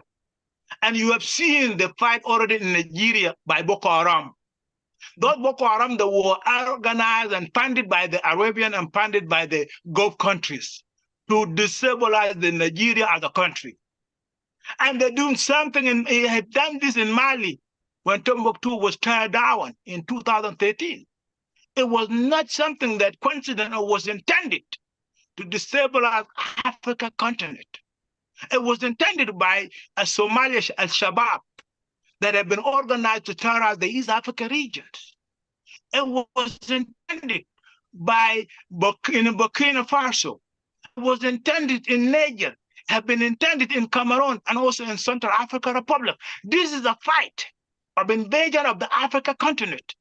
So we African, it can shatter by being the diaspora African because we have no home to call a home. Because our home have been invaded, have been taken over. And by the way, the African Union have been controlled by the African, Arabian North African, they want actually have a say in African Union.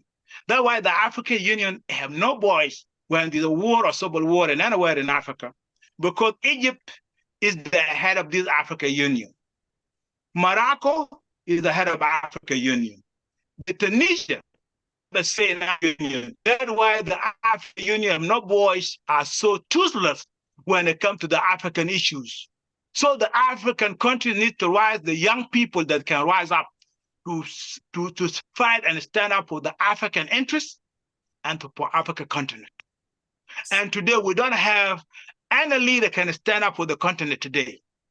We have leaders who are puppets, who are very much loyal to North Africans, and the North Africans have no interest for the African Union to exist or for African unity to exist. And that's why you have in Africa, you have two organizations in the motherland, two organizations. Remember this, what I told you. We have Arab League headquartered in the Egypt Republic of the Arab Republic, the Arab League organization. You have African Union organization in Ethiopia. Okay. And these organizations have different interests. You have African Union intended to serve the African citizen in the motherland. You have our Arab League who have interest to take over Africa within Africa land. So all these organizations dispute where to go about their mission in the continent. And that's why the fight in Sudan is very critical. If they take over Sudan, the war will be in Uganda, it will be in Kenya, it will be in Tanzania, it will be in Rwanda, it will spread already taking place in West Africa, in Nigeria right now. So this is not something can be ignored by the African intellectual or the African politician. Our motherland have been captured on our watch, and we are watching, and the motherland is dying slowly, maturely. It's a time for us to rise. It's a time for us to work together. It's a time for us to work globally. And it's time for us to stand up for being brave enough, because we are working for our interests and God-given freedom and God-given land. We should not compromise. We should not be afraid. We should not be actually compromise our right within our motherland. For those who come to live, we should welcome them in our whole heart. But if they come and to terrorize the continent, divide the continent, not for us. And today, our people get hand up, being tortured in this region that I've mentioned in North Africa. Slavery is still going on in North Africa. So we have a slavery going on within the motherland, within the region motherland, which is North Africa, which is Libya, which is Morocco, with other part of the world. Why our people have been enslaved within the motherland? And we're saying that our motherland is healthy. It's not healthy. So I'm not trying to be political correct here. I'm trying to tell you what needs to be done and why it should be done, my sister. Thank you so much. We need to hear what needs to be done. My family, you've heard it. There is a creeping invasion happening right across Africa, from the northern region of Africa, and it's pushing its way into Africa. If Sudan falls, then it's going to be other countries, Uganda, Rwanda, Kenya. They are going to be the targets next. And this incursion into Africa and this invasion of Africa is going to continue until the Arabs take over all of Africa. What are we going to do as Africans? Are we going to sit back and allow the rest of Africa to be taken over? Our brother has just identified a number of countries. You can add Tunisia to that list as well, of countries that have been taken over by the Arab world, and they are very much behind the destabilization that's going on. I came across a report a little while ago, and it was highlighting who the key players are that are involved in the war in Sudan.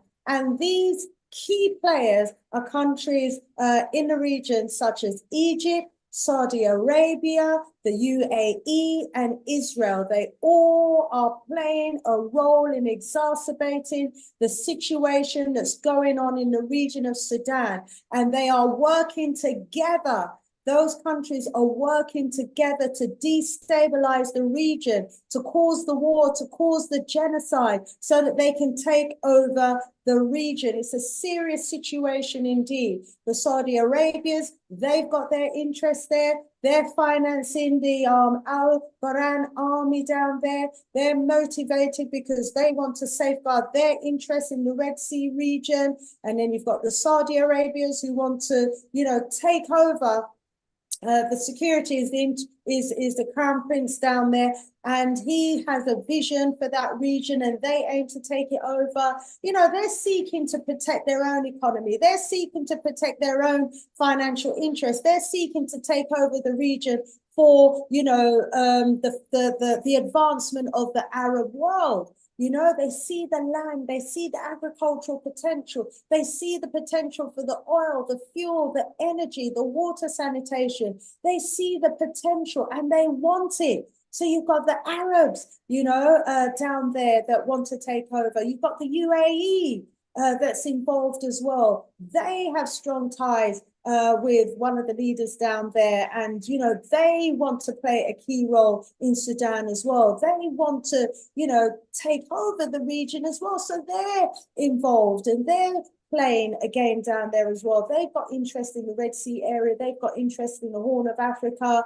You know, they signed a $6 billion investment deal with Sudan to construct a new port at the Red Sea, you know, because if you control the port, you know, you control the movement and trade of all of the resources. They've invested in agriculture. They want to control the food supply down there as well. You know, this is serious. And you've got Israel in the region as well. We see the lengths that they're prepared to go to take over the seaport and the Red Sea area in Palestine. You know, we've seen the might of their military. We heard from the brother what happened when they came into his village. They came in on horses and camels, hundreds of them, possibly thousands of them, to confront the small people in the village who probably only had cutlasses and were caught off guard and wasn't even prepared. And these people come with machine guns, you know? So you've got Israel jumping on the bandwagon as well. And they are in there financing and destabilizing the region as well, because they want to get the benefits of the region as well. So, you know, poor Sudan is in the middle of all of this, and they're supposed to be protected by the AU, but what's the AU doing? Absolutely nothing. You know, they're playing deaf, dumb and blind at the moment to what's going on. So we need you, family. We need the Pan-African family around the world to get the message of this brother out. Take some little clips of the video, do whatever you need to do, get the message out. You know, we need our Pan-Africanist outspoken leaders, ones like PLO Lumumba, those great four who were to speak in Ghana. We need them to be speaking about what's going on in Sudan. You know, they have a voice, you know, that can reach the world, and we need their voices to reach our people wherever they are, because we've got to start making up some noise about what's going on in South Sudan. Family, people are being murdered, whole villages. You know, it was just a month ago or so that, you know, we got the report that over 1,000 bodies were strewn all over the streets, you know, somewhere in Sudan. That dreadful, dreadful incident that was reported again, you know, armed militia groups going around. Let me just find that story. It was awful. It was in Darfur. 1,300 people dead in the streets of South Sudan. You know, the RSF murdered, slaughtered. The mass killing is going on. This war, family, this civil war that's going on, that's been financed by the Arab world to further the Arab world's agenda. And we are complicit in all of this. People who look like us, who are just not in their right mind, are the ones who are carrying out these attacks on their own people. Arabized Africans, Arabs who are not in their right mind. Family, what are we going to do about it? What are we going to do about it? You know, we have with us Honorable Boyle, who's going to be standing as president because he wants to bring about change. And he certainly, you know, certainly sounds as though he's got the heart that's needed to bring about the change that we want to see. I'll go over to the chat again, because we want to hear from our brothers and sisters in the house. Change is so needed. When are the elections? When are the next elections, Honorable? December 2024, 11 months from now. So we've got 11 months to get your presidential campaign on the road. What can we do to help with your presidential campaign? Obviously, I've suggested that we call on the big voices of our Pan-African leaders in our community, and I'll be contacting, you know, one or two on your behalf as well, to see if they can have an event, you know, to support you in your presidential campaign, and so that, you know, you can be heard by a bigger and wider audience as well. Beloved, what can we do to support your presidential campaign? Oh, thank you, sister. Thank you so much. What happened? When I started this campaign in 2018, I actually survived more than 3 assassinations attempts on me. One was in Uganda in 2018. and one was also, two was actually in Kenya. I spent more than 8 months in Kenya in 2022. And that how tough the road is when you what does that tell us confronting about Uganda and Yep, Kenya? when you try to confront the dictators and who claim to be democratic leaders. So survival, it was very much, I survived more than 3 times, which means actually, if I don't have a security organ, I would not survive. So it means that also my security team needs support for them to do their jobs.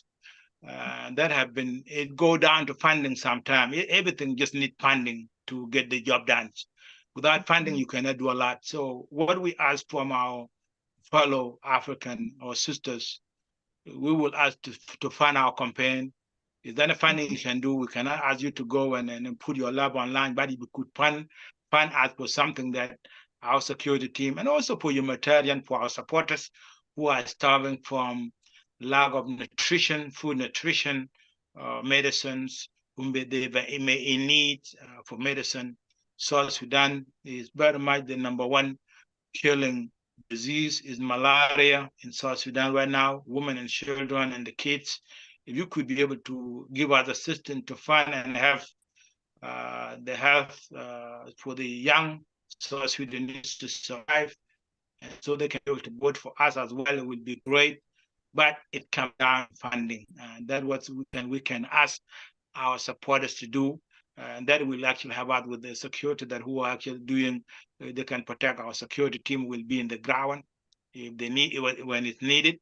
And also the humanitarian aspect of it, and all the gathering. When you have a gathering community, they may need to have a location and need to be rent the hotel. I mean, the location where people can come with their fear, you can be able to speak to them and get your message across. These are the things that I can mention to you. More than that, campaign have been very much completed. We're in the roads, we are doing well.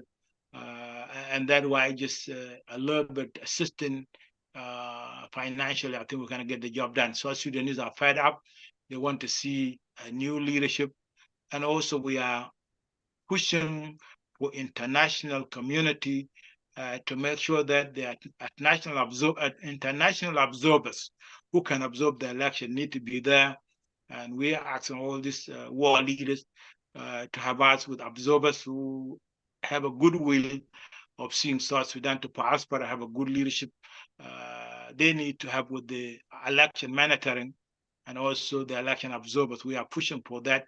And we knew that maybe we don't know whether some African Union, they will be genuine individual there to help with the election or not, but we are asking also international community have been a part of the peace process since 2018. This involved the Troika members who have been a part of the peace process at the time, which is when you say Troika members, you got US, you got the UK, you got Norway, you got the Canada, and all those guys that were part of the peace process in South Sudan. And you got the United Nations, you got the African Union. But we believe that if South Sudanese have observed in the election and not the regime militant to dictate and intimidate the South Sudanese will decide the 2024 election to be having a new leadership in the country. And that's what we are asking for. But again, it go back to the funding, my sister. Otherwise, we are doing very well. And I'm very confident that South Sudan will have a new leadership in 2024. You certainly need a strong security team, an impenetrable security team around you. There are so many nations that have got their own self-interest, in trying to take over South Sudan, and they are working together. The UAE, the Israelis, the Egyptians, the Saudis, all working together, to take over that region of Africa, and they won't stop there. There are many people in chat who are saying, you've got our support, we support you, we support your campaign. If they wanted to contribute financially, or if they may know someone with deep pockets who could be of major assistance, I mean, where would they go with their funds? Is there a website where How could they donate? Yeah, we actually updating the website. I can send you, and I ask you today, we can have another maybe follow-up Zoom, maybe interview, and that will be great. I can update them with that kind of site they should go to. It would be nice for us to get and get them to you as well if you can. I will share that with you, Matt, today. People Yeah. are working And on them. until then, I mean, how can they finance your campaign between now and then? Is there a bank account? Is there anything, you know, or what you could do is, you know, any details, if they can send money via Western Union, MoneyGram or whatever, you know, give us the details yeah, afterwards and we'll put it we set up the underneath the video. PayPal page. We are working on it. It should be PayPal. done Yeah. this week, and I'm gonna send them Yeah. to you. In the Yeah. is a Anytime non-profit, you also send it to NGO me, that can. I'll add it under the video, okay, family? So make sure, please do check back, you know, if every little helps. If you know people deep pockets, you know the cost of financing political campaigns. It's largely out of our reach. John is saying, how about a partnership with the Russian Wagner Group? Well, Having a we friend have of the, yeah, go ahead. yeah, we have an issue that, thank you so much for bringing that up. We have an issue in Africa that every time that we bring in a soldier, commit crimes and atrocities, what is going on in Niger recently by support Wagner Group was very dangerous. Africans have suffered in Niger, and what happened in Burkina Faso as well. We are not saying the African soldiers always disregard the human life when they're taking over through military coups. It's very dangerous. It's not helpful for the society. And Wagner Group, they're planning also a seed of a strong man in the leadership. And I'm against the strong man in the leadership. We have to have pass on the plate as Nelson Mandela did in South Africa. Nelson Mandela come in and actually liberate the South Africa and hand it over to the next leadership. So we believe that we have to do the same thing if we're really genuine enough for the African people. And I think well, he didn't do, however, he didn't take back the land. You know, so the South Africans still don't have their land. 90+% of the land is still in the hands of the white South Africans. You know, he might as well have stayed in jail as far as I'm concerned. You know, he did nothing for his people. They're still impoverished. You know, a rich country like South Africa. Hey. So having kind of a soldiers and Wagner Group is kind of a little bit concerning for the authoritarian we have seen in Africa, whether through Uganda or through South Sudan now. People of South Sudan are afraid to see another person could be brought in by another group that they may seek for They've the seen interest. Too much war. They don't want more soldiers. And too they much want peace. They war want and too much civilian rule. violence. They want civilian rule. That's But I understandable. think we have a well-trained enough team in my side that they can do that job. I don't think that I have no doubt in their mind they can do that job. It's just a matter of having the funding. We are not going to war. We are going for election, but they have to protect the citizens who are going to participate in the election. And that's why we have a way to make it happen. You know, part of your military strategy, sorry to interrupt you, but, you know, as I'm hearing this, you know, I think we're all also very, very aware of, you know, the threat that will be looming, the threat of military invasion, the threat to continue to destabilize, the threat, you know, the strategies and the tactics that will be used to undermine your presidency. You know, we're only too aware of the tactics of the enemy. We've lived amongst them long enough. We are very aware of our history. You will not be left alone to run the country peacefully. And so, you know, you have to have a strategy and a plan to be able to counter all of that and to be able to deal with all of that. You're going to the table in peace, but, you know, you're in the midst of warmongers. You're in the midst of people who want to take over that region by whatever means necessary, even at the cost of genociding out all the people. And they are doing that, you know, right now. They are committing genocide. They are wiping the people out. These are not peaceful people. you know? So you need to prepare your army. You need to prepare every person over the age, every man over the age of 16 needs to get military training. They need to swear allegiance to their country. They need to have, they need to be socialized into having a nationalistic perspective, an African nationalistic perspective. They need to be aware that they have to be on standby to fight for their country, because this is war. We want peace, but the only way that we will get peace is if we are strong enough to demand it and to sustain it. What do you say in response to that, Honorable Boy?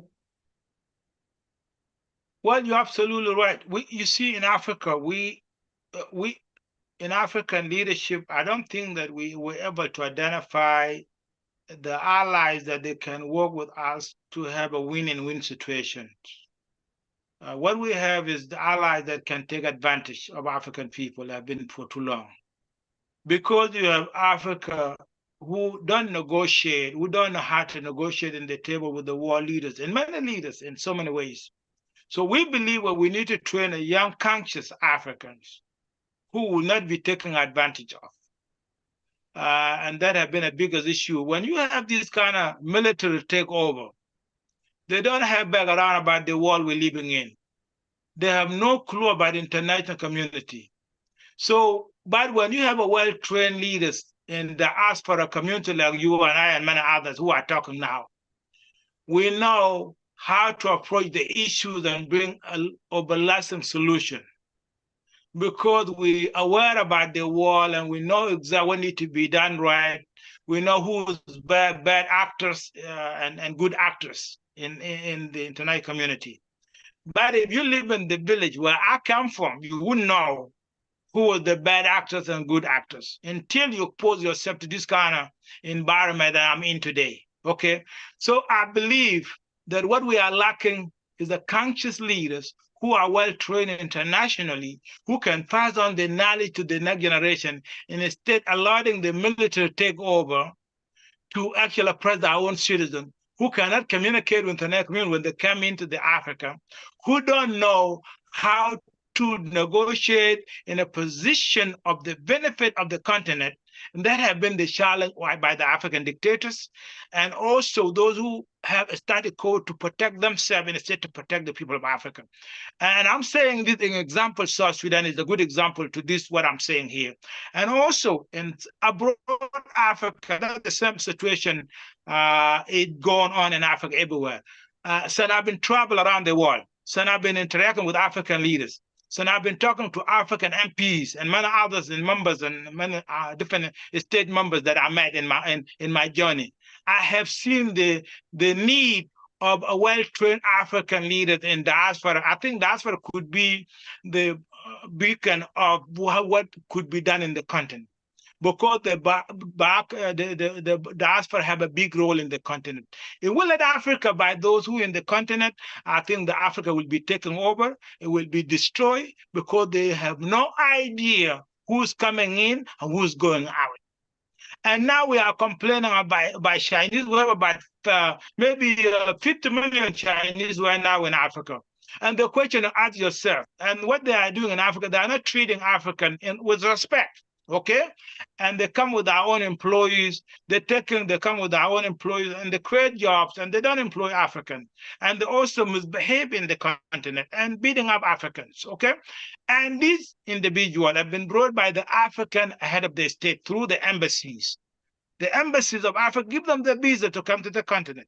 They didn't come through Mayflower. They didn't come through the sea. They come through the embassies. The embassies give them visa and they enter to Africa.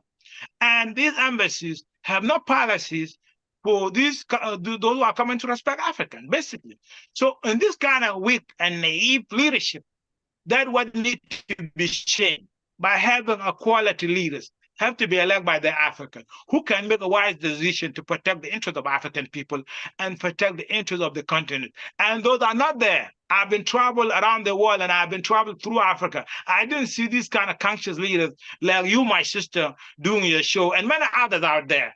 We are not against the world. We are not against anyone. We just want to let the world know that we need to be respected. We need to have dignity as you have dignity. And you have to treat us as human beings, as you are a human being. If you are violating our human right, I think we have a right to stand up and say enough is enough. And that was been done by the Arabian in the North Africa and also in the Middle East. The African historian ignore the tragic of slavery by the Arabians. The African ignore the genocide committed by the Northern African and the rest of that the populated African land until this day.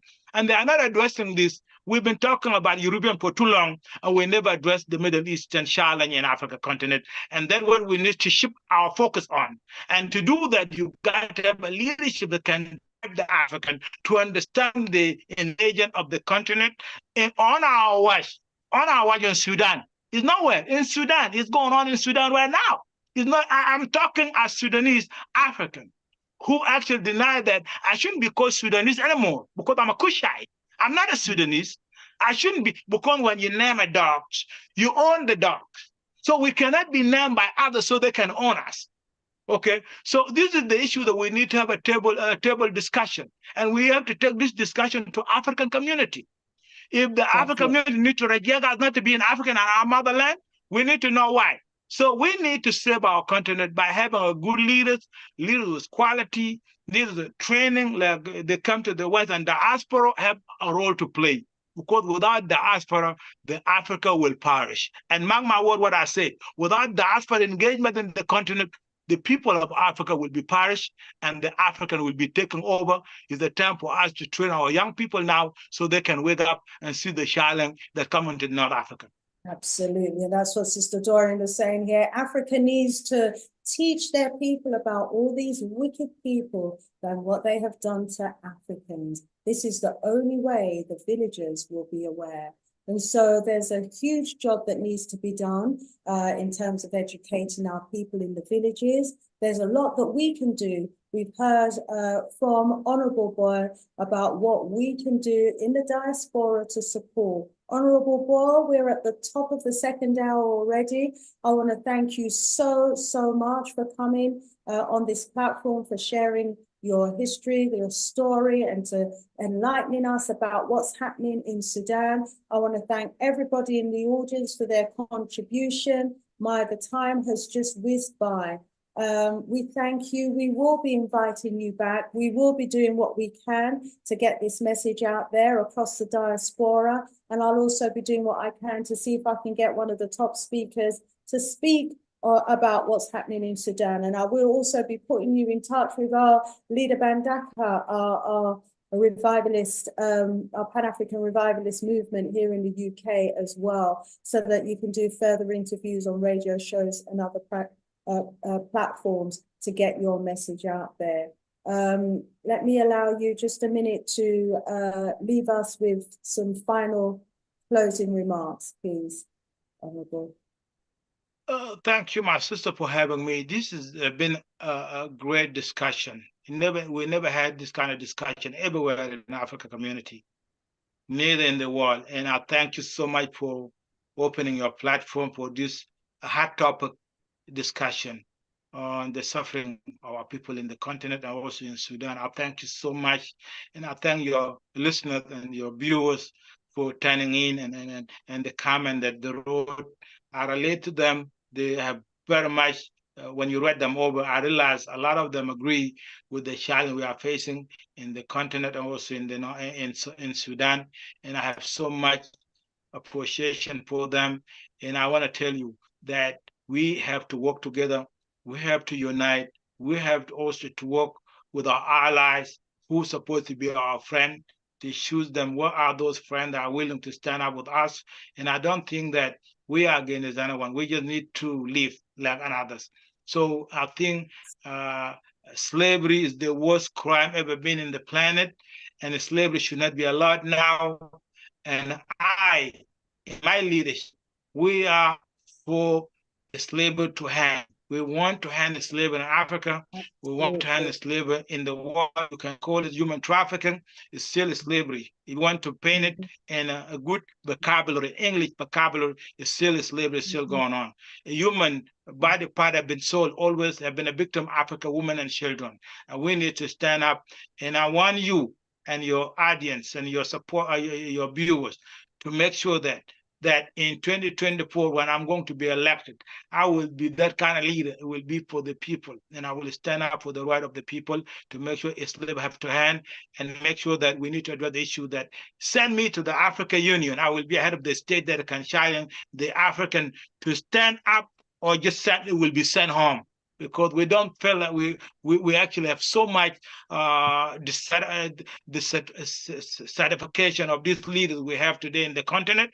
They are not standing up. They are not speaking up. We need to send some young leaders to the African Union. And I want to assure you, when you guys are going to support my campaign, anything that you can get, and to get me there, I will assure you that we're going to share this kind of slavery will not exist in Africa, and the takeover Africa land will never happen, because we're going to stand up together. We're going to work together. We're going to protect our continent and also our diaspora community to make sure they'll be able to come home and invest and trade in the continent peacefully, because when there's a security, it will be a trade, it will be travel, it will be telecommunication in the continent. Now we don't have, because insecurity is everywhere in South Sudan, and we need to hand that insecurity to bring the peace in South Sudan by electing a good leader that can serve the people of South Sudan.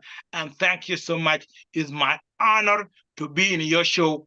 Unity is our aim, and victory is our destiny. Thank you so much, my sister. Thank you so much, Honorable Bol Guy Deng. It's been an honor. It's been a privilege speaking with you, and we're all clear about what we need to be doing. We won't leave it too long before we invite you back on. And so let's support Honorable in his quest to end slavery in Sudan, to end human trafficking. Let's stand up and support the people of Sudan. Thank you so much. To everyone in the audience, thank you so much. I'm going to close out with the ad that I opened with. There was something that you wanted me to play as well, and I just remembered I didn't play it. But you know what? When you come back, you know, I will make sure that I pick up on that. Thank you so much, Boy Gadang. Pleasure. I look forward to you being elected, and please train up, you know, thousands of young people to have the same mindset as you. Okay, one love. So family, I'm going to share my screen now, and I'm going to play our ad just to remind you about the forthcoming program that we've got. It's a study course, and it's all about, you know, us being familiar with our history, our heritage, our greatness. There we go. Join Master Teacher Dr. Clyde Winters from the USA and Sister Shanice on an epic journey through hidden chapters of important Black African history in Britain. Brace yourself for an epic journey into uncharted territories with this up-and-coming, groundbreaking online study course. Who is it for? If you are an African history enthusiast, if you are looking for Black history material as an educationalist, if you are a parent homeschooling your children about Black British history and want to broaden their curriculum with knowledge that they're not going to acquire in the mainstream, then this course is for you. Black people in Britain have a greater belonging to Britain and the British Isles than you could imagine. Seize your spot on this pioneering course and be part of resurrecting our true history. Starting 22nd of January from 7:30 to 9:30 p.m. Fee £199 and installment payment options are available. For more information, visit sistershanice.gumroad.com. Sister, Sista, Shanice.gumroad.com. Wow, and aren't I looking forward to this program? I certainly hope that you're going to be joining myself and Dr. Winters. I like this advert. I'm going to play it one more time. Join Master Teacher Dr. Clyde Winters from the USA and Sister Shanice on an epic journey through hidden chapters of important Black African history in Britain. Brace yourself for an epic journey into uncharted territories with this up-and-coming groundbreaking online study course. Who is it for? If you are an African history enthusiast, if you are looking for Black history material as an educationalist, if you are a parent homeschooling your children about Black British history and want to broaden their curriculum with knowledge that they're not going to acquire in the mainstream, then this course is for you. Black people in Britain have a greater belonging to Britain and the British Isles than you could imagine. Seize your spot on this pioneering course and be part of resurrecting our true history. Starting 22nd of January from 7:30 to 9:30 p.m. Fee £199 and instalment payment options are available. For more information, visit sistershanice.gumroad.com. Sister, S-I-S-T-A, shanice.gumroad.com. Rise up, family. Wow, wow, wow. Anyway, go to Gumroad, get a copy of that program, so that you can see what we're going to be covering and get an overview. It's going to be a really exciting program. I've got so much information. I don't know how I'm going to pack it all in, but, going to do my best to make sure that, we move together as a team that we can build, a team that can, take the information to another level in books, by writing scholarly documents. You are going to be with the best. Dr. Clyde Winters, author of almost 50 books. He's done almost 200 scholarly papers, been quoted by some of the greats out there, family. You've got to just make sure that you get yourself on that course. And me, man, I don't know what happened to you tonight. Come in like somebody else have your phone, because to all you are gone and to all you are move. Come in like me, I forgot block you. Yeah. So I don't know what go on with you tonight, me, man, but it really don't sound like you. Yeah. So if somebody have your phone, tell them better come off the line. Yeah. So me, man, you don't usually go on, so you don't usually move, so. Yeah, so let me just put it on timeout right now. So, family, to everybody in the chat who has been supporting us all the way through 2023, who's going to be supporting us throughout 2024 and beyond, who's going to be joining us on this program. Oh my days, who's going to be coming along with us on this 6-week online British Black History course. Thank you so much. There is so much of our history that's been hidden, so much of our history that is yet to be revealed, so much of our history that we need to be exploring together, uncovering together, bringing to the world. We need more researchers. We need more African-centered historians, and we need to be unearthing our history and making our children aware of what we have been through in Britain, because you see what I'm going right now in South Sudan?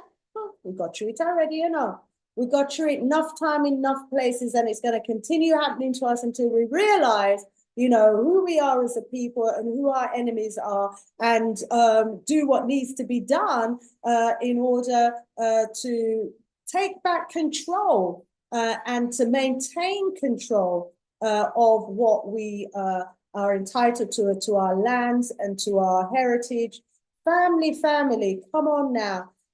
As a people, we can be so powerful. We have been sent here for a purpose. This entire planet is being destroyed by those who don't look like us, don't like us. And they are destroying this planet one region at a time. And we need to wake up, and we need to wake up our families, and we need to do what we can in order to get back to our rightful position. If we don't know what our rightful position is, how are we going to get back to it? Anyway, let me leave it for their family. Leave it there for now. Join us on our program. It was so fantastic to have you on board. More love, more strength, and more voodoo power to everybody out there watching. Sister Shanice out of here for now. Be black next Wednesday, all being well. Bye for now. Ciao. Odabo. Boniato.